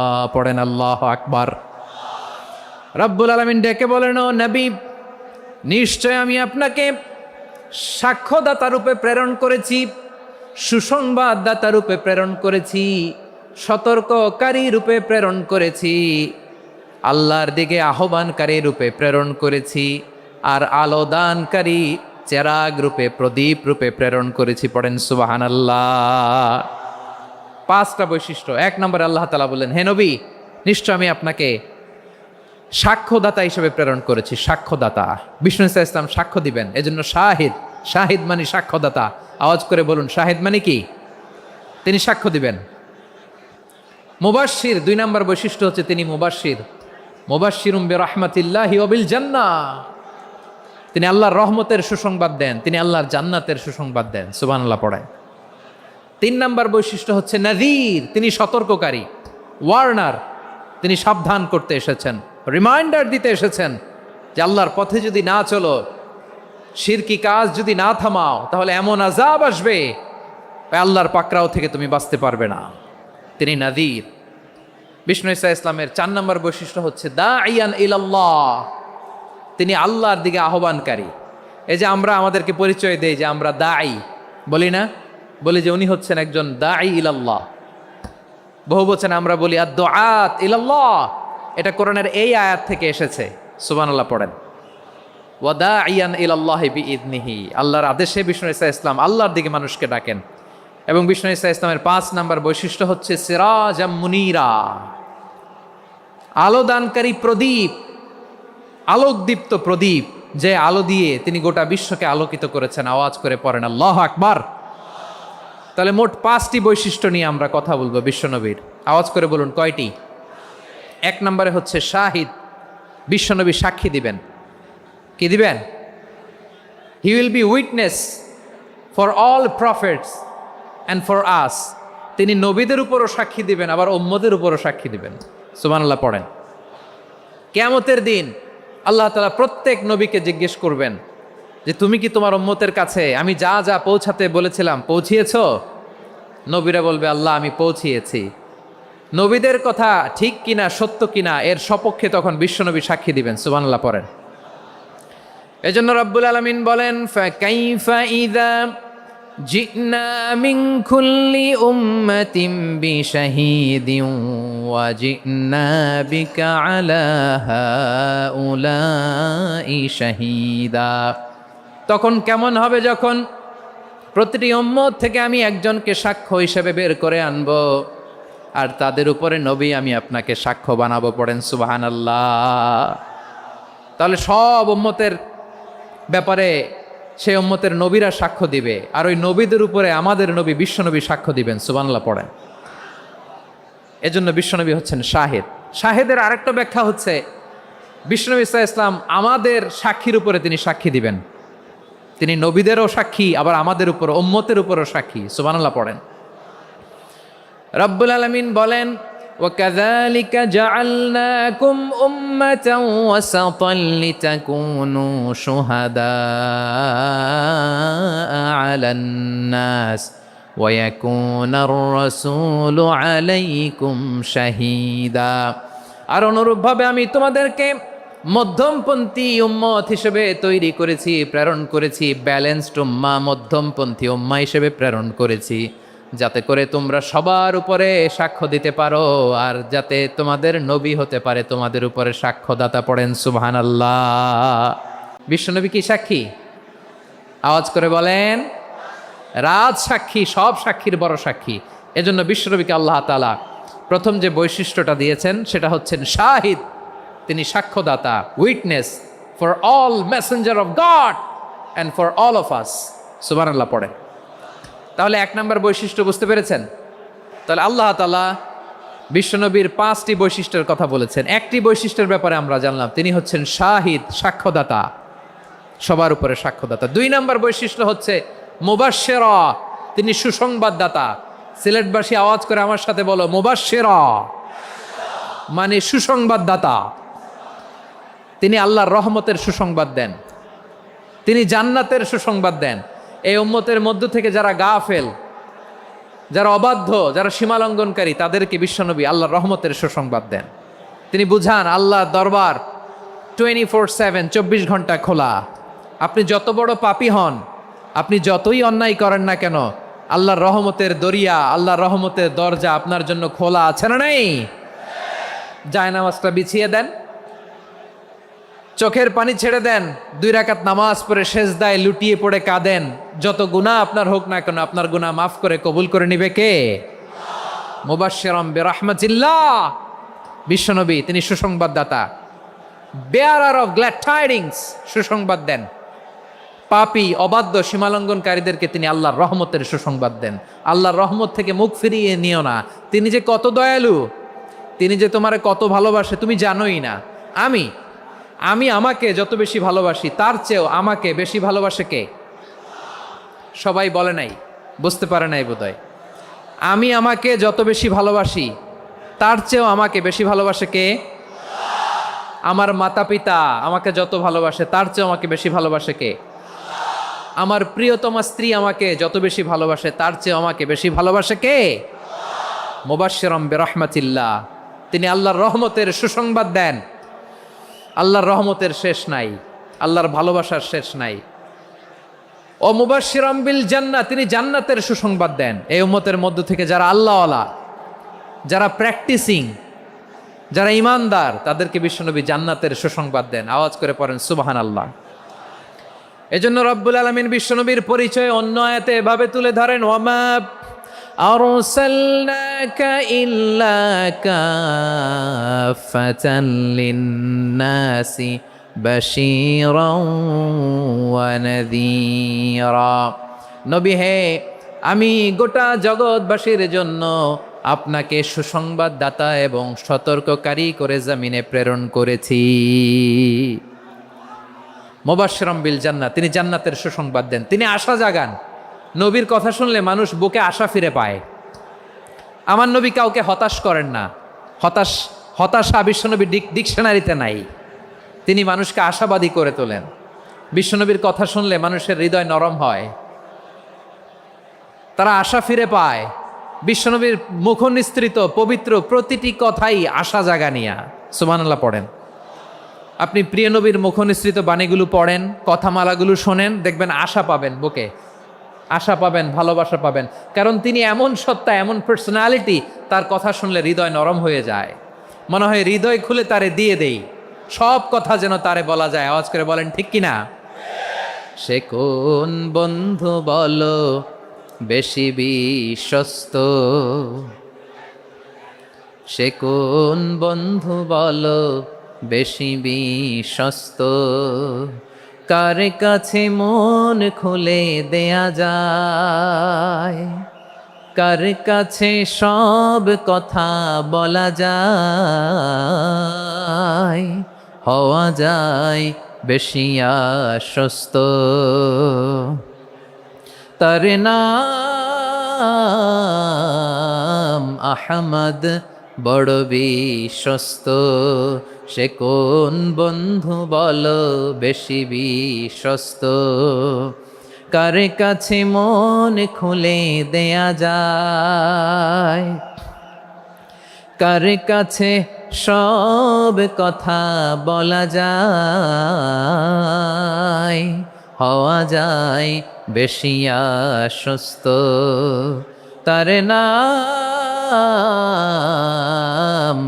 আহমদ, বেশি বিশ্বস্ত। যে জন কখনো ব্যথা দিতে জানে না, যে জনকে বলি মুছে দেহি বেদনা, যে জন কখনো ব্যথা দিতে জানে না, যে জনকে বলি মুছে দেহি বেদনা, হৃদয়ের হাহাকার কবুল করে নিতে আর কারে বুক এত প্রশস্ত। তার নাম আহমদ, বেশি বিশ্বস্ত। প্রিয় ভাইরা, বিশ্বনবী তিনি মানুষের হৃদয়ে আশা জাগান। আমরা মানুষকে ভয় দেখাই, ঠিক কিনা? আমরা ইসলামকে এমন কঠিনভাবে উপস্থাপন করি, মানুষ ভয় পেয়ে যায়। বিশ্বনবী মানুষকে ভয় দেখাতেন না, তিনি আশা দিতেন, ভরসা দিতেন। কানা রাসূলুল্লাহ সাল্লাল্লাহু আলাইহি ওয়াসাল্লাম ইযা বাআসা আহাদান মিন আসহাবিহি ফি আমরিহি কানা ইয়াকুল বাশিরু ওয়ালা তুনাফিরু, ইয়াসসিরু ওয়ালা তুআসসিরু। কাউকে কোনো দায়িত্ব দিয়ে পাঠালে সাহাবাদেরকে তিনি বলে দিতেন প্রত্যেককে যে বাশিরু ওয়ালা তুনাফিরু, মানুষকে সুসংবাদ দিও, দিন থেকে ভাগিও না, সহজভাবে ইসলামকে উপস্থাপন করো, ইসলামের শিক্ষাটাকে জটিল করে উপস্থাপন করো না। সুবহানাল্লাহ, কত চমৎকার, কত সুন্দর আমাদের ধর্ম। তিনি বলেছেন সহজ করো, কঠিন করো না, সুসংবাদ দাও, মানুষকে দিন থেকে ভাগিও না। সুবহানাল্লাহ বলেন। তাহলে বিশ্বনবী মানুষকে জান্নাতের সুসংবাদ দিয়েছেন। He was the bearer of glad tidings, জান্নাতের সুসংবাদদাতা। তিনি এমনভাবে জান্নাতের নাজ নেয়ামতের চিত্রায়িত করেছেন, উপস্থাপন করেছেন, সাহাবাদেরকে তিনি জান্নাতের পাগল বানিয়ে ছেড়েছেন। পড়েন সুবহানাল্লাহ। আমরা তো টাকার পাগল, ক্ষমতার পাগল, দাপটের পাগল। বিশ্বনবীর সাহাবারা ছিলেন আল্লাহর জান্নাতের পাগল। কিসের পাগল? আমরাও আল্লাহর জান্নাতের পাগল হতে চাই কি চাই না? সবাই বলুন, জান্নাতের পাগল হতে চাই কি চাই না? বিশ্বনবী সাহাবাদেরকে জান্নাতের পাগল বানিয়েছেন। বদরের ময়দানে এই পাশে কোরাইশ, এই পাশে মুসলমানেরা। বিশ্বনবী জ্বালাময়ী ভাষণ দিলেন, বললেন কুমু ইলা জান্নাতিন আরদুহাস সামাওয়াতি ওয়াল আরদ উইদ্দাত লিল মুত্তাকিন। ও আমার সাহাবারা, ওই জান্নাতের দিকে ছোট, যেই জান্নাত আকাশ জমিন বিস্তৃত। তোমরা দেখতে পাচ্ছ এটা বদরের ময়দান না, এটা আল্লাহর জান্নাত। আওয়াজ করে পড়েন আল্লাহু আকবার। বিশ্বনবী বললেন ছোট ওই জান্নাতের দিকে, যে জান্নাতের বিস্তৃতি আকাশ জমিন বিস্তৃত। বিশ্বনবীর এই কথা শোনার পরে এক আনসারী সাহাবী সাইয়েদনা উমাইর ইবনুল হুমাম রাদিয়াল্লাহু তাআলা আনহু খেজুর খাচ্ছিলেন। তিনি বিশ্বনবীর দিকে তাকিয়ে কথা শুনছেন আর খেজুর খাচ্ছেন। যখন বিশ্বনবী বললেন জান্নাতের দিকে ছোট, যে জান্নাত আকাশ জমিন বিস্তৃত, বিশ্বনবীর কথা শোনা মাত্র সাইয়েদনা উমাইর ইবনুল হুমাম বললেন বাহ বাহ। কি বললেন? বাহ বাহ, মানে চমৎকার, মাশাআল্লাহ, চমৎকার। আমরা ইদানিংকালে চমৎকার কিছু দেখলে ইংরেজিতে বলে ফেলি না ওয়াও ওয়াও, বাহ বাহ, মাশাআল্লাহ। বিশ্বনবী বললেন মা ইয়াহমিলুকা আলা কওলিকা বাহ বাহ ইয়া উমাইর। ও উমাইর, আমার এই কথা শুনে তুমি কেন বললা বাহ বাহ, চমৎকার চমৎকার কেন বললা? সাইয়েদনা উমাইর ইবনে হুমাম রাদিয়াল্লাহু তাআলা আনহু বললেন ইয়া রাসূলুল্লাহ, আপনার এই কথা শুনে আমি বড্ড খুশি হয়েছি, আর আমি প্রত্যাশা করছি আমি যদি ওই জান্নাতের মালিক হতে পারি তাহলে কতই না ভালো হতো। সুবহানাল্লাহ বলেন। বিশ্বনবী বললেন ছোট এই জান্নাতের দিকে, যে জান্নাত আকাশ জমিন বিস্তৃত। আপনার এই চমৎকার মুখনিসৃত কথা শুনে আমার হৃদয়ের মধ্যে জান্নাতি হওয়ার বাসনা জেগে উঠলো, এজন্য বলেছি বাহ বাহ, আমি যদি ওই জান্নাতে যেতে পারতাম কতই না ভালো হতো। উমাইরের কথা শুনে বিশ্বনবী বললেন ঠিক আছে উমাইর, জান্নাতে ঢোকার জন্য, এই জান্নাতের অধিবাসী হওয়ার জন্য যেহেতু তোমার এত আকাঙ্ক্ষা, আমি বলে দিলাম আনতা মিন আহলিহা, তুমি আল্লাহর ওই জান্নাতের অধিবাসী হবা। যাও উমাইর, তুমি ওই জান্নাতের অধিবাসী, ওই জান্নাতে তুমি ঢুকবা, তুমি জান্নাতি। তার মানে সহজ কথায় তুমি জান্নাতি। সুবহানাল্লাহ বলেন। যখনই বিশ্বনবী বললেন জান্নাতি, সাইয়েদনা উমাইর রাদিয়াল্লাহু তাআলা আনহু খেজুর খাচ্ছিলেন আর মনে মনে ভাবে বিশ্বনবী যখন ওয়ারেন্টি দিয়েছে, বিশ্বনবী যখন গ্যারান্টি দিয়েছে আমি জান্নাতে যাব, তাহলে হাতে তো এখনো 3টা খেজুর বাকি। এই 3টা খেজুর যদি খাই তাহলে জান্নাতে ঢুকতে দেরি হয়ে যাবে। সুবহানাল্লাহ পড়েন। হাতে কয়টা খেজুর? 3টা খেজুর। বিশ্বনবী বললেন উমাইর আনতা মিন আহলিহা, তুমি ওই জান্নাতের অধিবাসী, তুমি জান্নাতি। উমাইর চিন্তা করলেন আমি জান্নাতি, নবীর মুখ দিয়ে যখন বেরোইছে ওই জান্নাতে তো আমার ঢুকতেই হবে, কিন্তু হাতে 3টা খেজুর খেয়ে যদি জেহাদের ময়দানে যাই তাহলে জান্নাতে যেতে তো দেরি হয়ে যাবে। এই চিন্তা আসা মাত্রই খেজুর 3টাকে তিনি ছুঁড়ে মারলেন, তলোয়ার বের করে আল্লাহু আকবার বলে বদরের ময়দানে ঝাঁপিয়ে পড়লেন। আল্লাহর শত্রুদেরকে কচুকাটা করে এক পর্যায়ে শাহাদাতের সুধা পেয়ে নিজেও জান্নাতি হয়ে গেলেন। পড়েন সুবহানাল্লাহ। আমরা দুনিয়ার বুকে আমরা হয়েছি দুনিয়ার পাগল, ক্ষমতার পাগল, সম্পদের পাগল, খ্যাতির পাগল। বিশ্বনবী তার সাহাবাদেরকে বানিয়েছিলেন জান্নাতের পাগল। পড়েন সুবহানাল্লাহ। ওই জান্নাতে আমরা যেতে চাই কি চাই না? একা না সবাই মিলে? একা না সবাই? জান্নাতে একা আমি যাব না তো ভাই, তোমাকেও জান্নাতে দলে নিতে চাই। সবাই বলেন, জান্নাতে একাই আমি যাব না তো ভাই, তোমাকেও জান্নাতে দলে নিতে চাই। পড়েন আমিন। বিশ্বনবী কিভাবে জান্নাতকে আমাদের সামনে চিত্রায়িত করেছেন, পোট্রে করেছেন। তিনি বলেছেন, জান্নাতীরা যখন জান্নাতে ঢুকবে, ফেরেশতারা জান্নাতীদেরকে বলবে, ওয়া ইন্না লাকুম আন তাসিহু ফালা তাসকামু আবাদা। ও জান্নাতীরা, তোমরা আজীবন সুস্থ থাকবা, কোনোদিন অসুস্থ হবা না। সুবহানাল্লাহ বলেন। আচ্ছা, আজকের এই মাহফিলে যারা এসেছেন কোনোদিন অসুস্থ হন না, এরকম কে কে আছেন? হাত তুলেন তো দেখি। ওই যে হাত তুলছে, পাওয়া গেছে, চিরসুস্থ। তোমরা কোনোদিন অসুস্থ হও নাই? অসুস্থ হও নাই? তা তুমি আর জান্নাতে যেয়ে কি করবা? তুমি তো জান্নাতেই আছো তাইলে। ফেরেশতারা বলবে, ওয়া ইন্না লাকুম আন তাসিহু ফালা তাসকামু আবাদা। এটা এমন জান্নাত, চিরকাল সুস্থ থাকবা, কোনোদিন অসুস্থ হবা না। সুবহানাল্লাহ বলেন। ওয়া ইন্না লাকুম আন তাহইয়াউ ফালা তামুতু আবাদা। তোমরা অমর হবা, মৃত্যু তোমাদের স্পর্শ করবে না। সুবহানাল্লাহ। অমর হওয়ার জন্য আমরা কত কিছু করি। জান্নাতে গেলে অমর হওয়া যাবে, ঠিক কিনা বলেন? তোমরা চিরকাল বেঁচে থাকবা, তোমরা আর মরবা না। ওয়া ইন্না লাকুম আন তাশিব্বু ফালা তাহরামু আবাদা। তোমরা চির যুবক থাকবা, আর বার্ধক্য তোমাদের স্পর্শ করবে না। সুবহানাল্লাহ বলেন। আপনি অমর হবেন জান্নাতে, চির সুস্থ হবেন জান্নাতে। আপনি যদি চির যৌবন থাকতে চান, চির যুবক, এটা পাবেন জান্নাতে। সুবহানাল্লাহ বলেন। ওই জান্নাতে আপনি যেতে চান তো? চান? এভাবে বিশ্বনবী উম্মতের সামনে জান্নাতকে চিত্রায়িত করেছেন, পোট্রে করেছেন। এজন্য বিশ্বনবীর বৈশিষ্ট্য দিয়েছেন আল্লাহ তাআলা মুবাশশিরাম বিল জান্নাহ। নবী হে, আপনি জান্নাতের সুসংবাদদাতা। আওয়াজ করে পড়তে হবে আল্লাহু আকবার।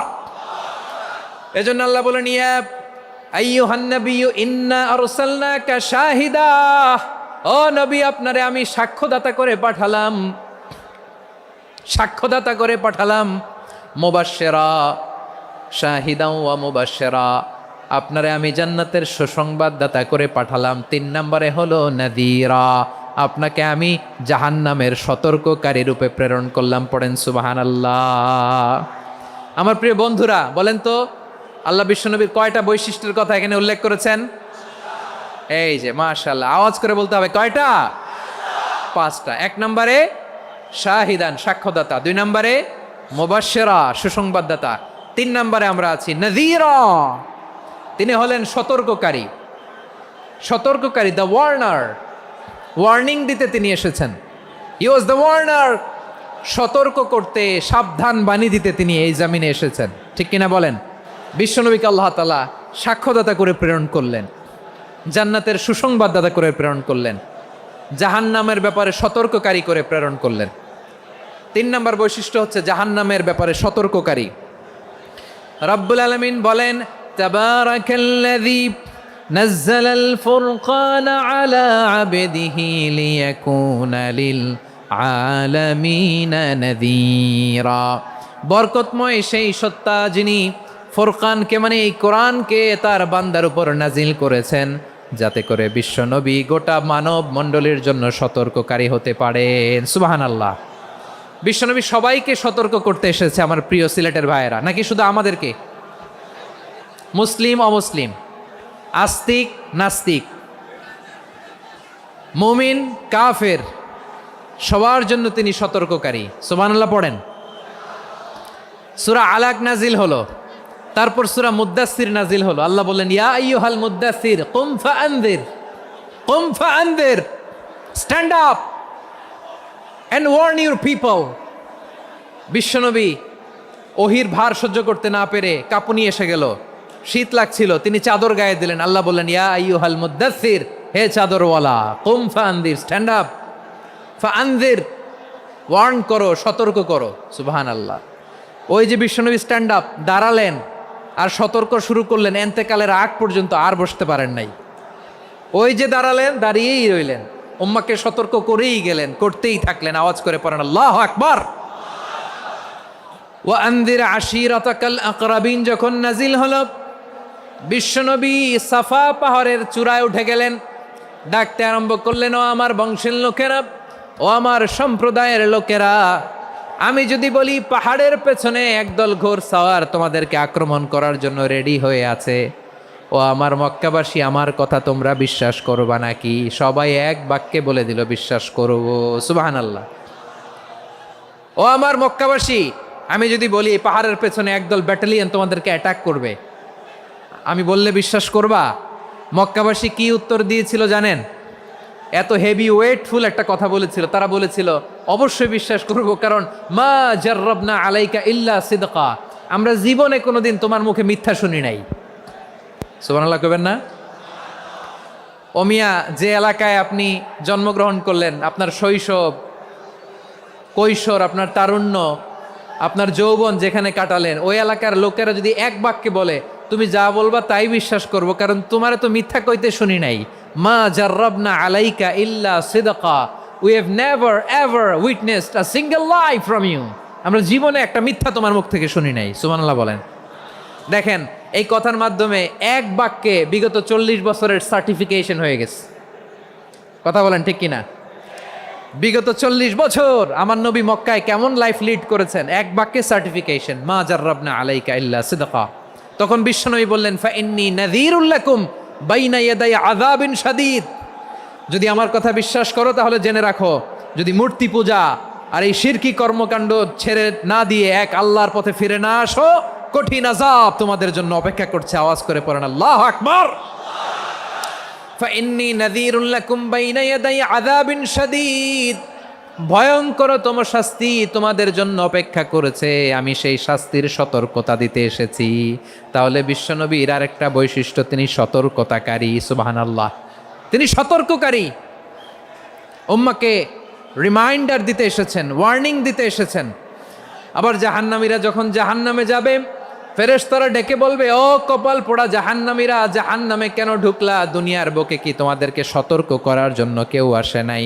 কুল্লামা উলকিয়া ফিহা ফাউজুন সাআলাহুম খাজানাতুহা আলাম ইয়াতিকুম নাযীর। সুবহানাল্লাহ পড়েন। আলাম ইয়াতিকুম নাযীর, কোন সতর্ককারী আসে নাই?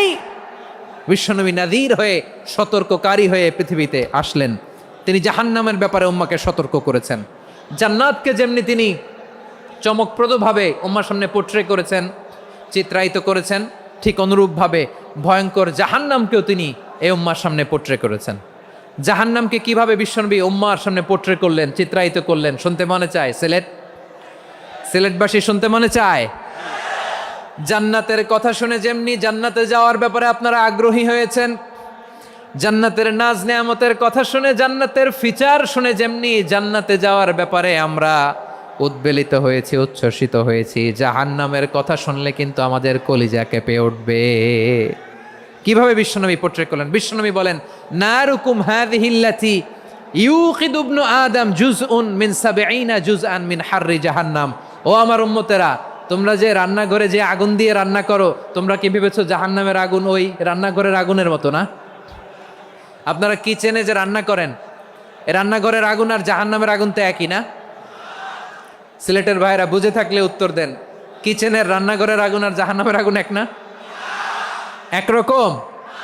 বিশ্বনবী বলেন, জুজউন মিন ৭০ জুজআন মিন হাররি জাহান্নাম, জাহান্নামের আগুন দুনিয়ার আগুনের চেয়ে কমপক্ষে ৭০ গুণ বেশি তেজওয়ালা। জাহান্নামের আগুনকে আল্লাহ নাম দিয়েছেন নারুল্লাহ। এটা আল্লাহর আগুন, নারুল্লাহিল মুকাদা আল্লাতী তাত্তালিউ আলাল আফইদা, যেটা কলিজার মধ্যে যে ধরে যায়। দুনিয়ার আগুন হাতে লাগলে হাত জ্বলে, পায়ে লাগলে পা জ্বলে, জাহান্নামের আগুন দেহের যেই জায়গায় লাগুক না কেন, সাথে সাথে কলিজাটা জ্বলে ছাই হয়ে যাবে। নারুল্লাহিল মুকাদা আল্লাতী তাত্তালিউ আলাল আফইদা, জাহান্নামের আগুন গায়ে লাগলে আপনার কলিজা পুড়ে ছাই হয়ে যাবে। ওই জাহান্নামে আমরা যেতে চাই? আমরা তো সবাই মিলে নাশিদ গাইলাম, জান্নাতে আমরা একা যাব না, সবাই মিলে যাব। ওই জাহান্নাম থেকেও সবাই মিলে বাঁচার দরকার আছে না নাই? কি ভয়ঙ্কর শাস্তির বর্ণনা যে বিশ্বনবী দিয়েছেন, এত বিস্তর আলোচনার সুযোগ আমার নাই। আমি শুধু সবচেয়ে হালকা পাতলা, দ্য লাইট পানিশমেন্ট, সবচেয়ে হালকা শাস্তি কি হবে এটা বলবো। বিশ্বনবী বলেন, ইন্না আহওয়ানা আহলিন নারি আযাবান ইয়াউমাল কিয়ামাতি লারাজুলুন তুদাউ ফি আখমাসি কদামাইহি জামরাতান ইয়াগলি মিনহুমা দিমাগু। জাহান্নামের সবচেয়ে হালকা আযাব কি হবে শোনো। সবচেয়ে ভারী না হালকা? সবাই বলুন, জাহান্নামের সবচেয়ে কঠিন আযাব না হালকা? জাহান্নামের সবচাইতে হালকা আযাব হলো ওই ব্যক্তির আযাব যার পায়ে দুটো জাহান্নামের আগুনের জুতা পরিয়ে দেয়া হবে। ওই আগুনের উত্তাপে তার মাথার মগজগুলো ভাতের মারের মতো টপ টপ টপ টপ করে বেয়ে বেয়ে পড়বে।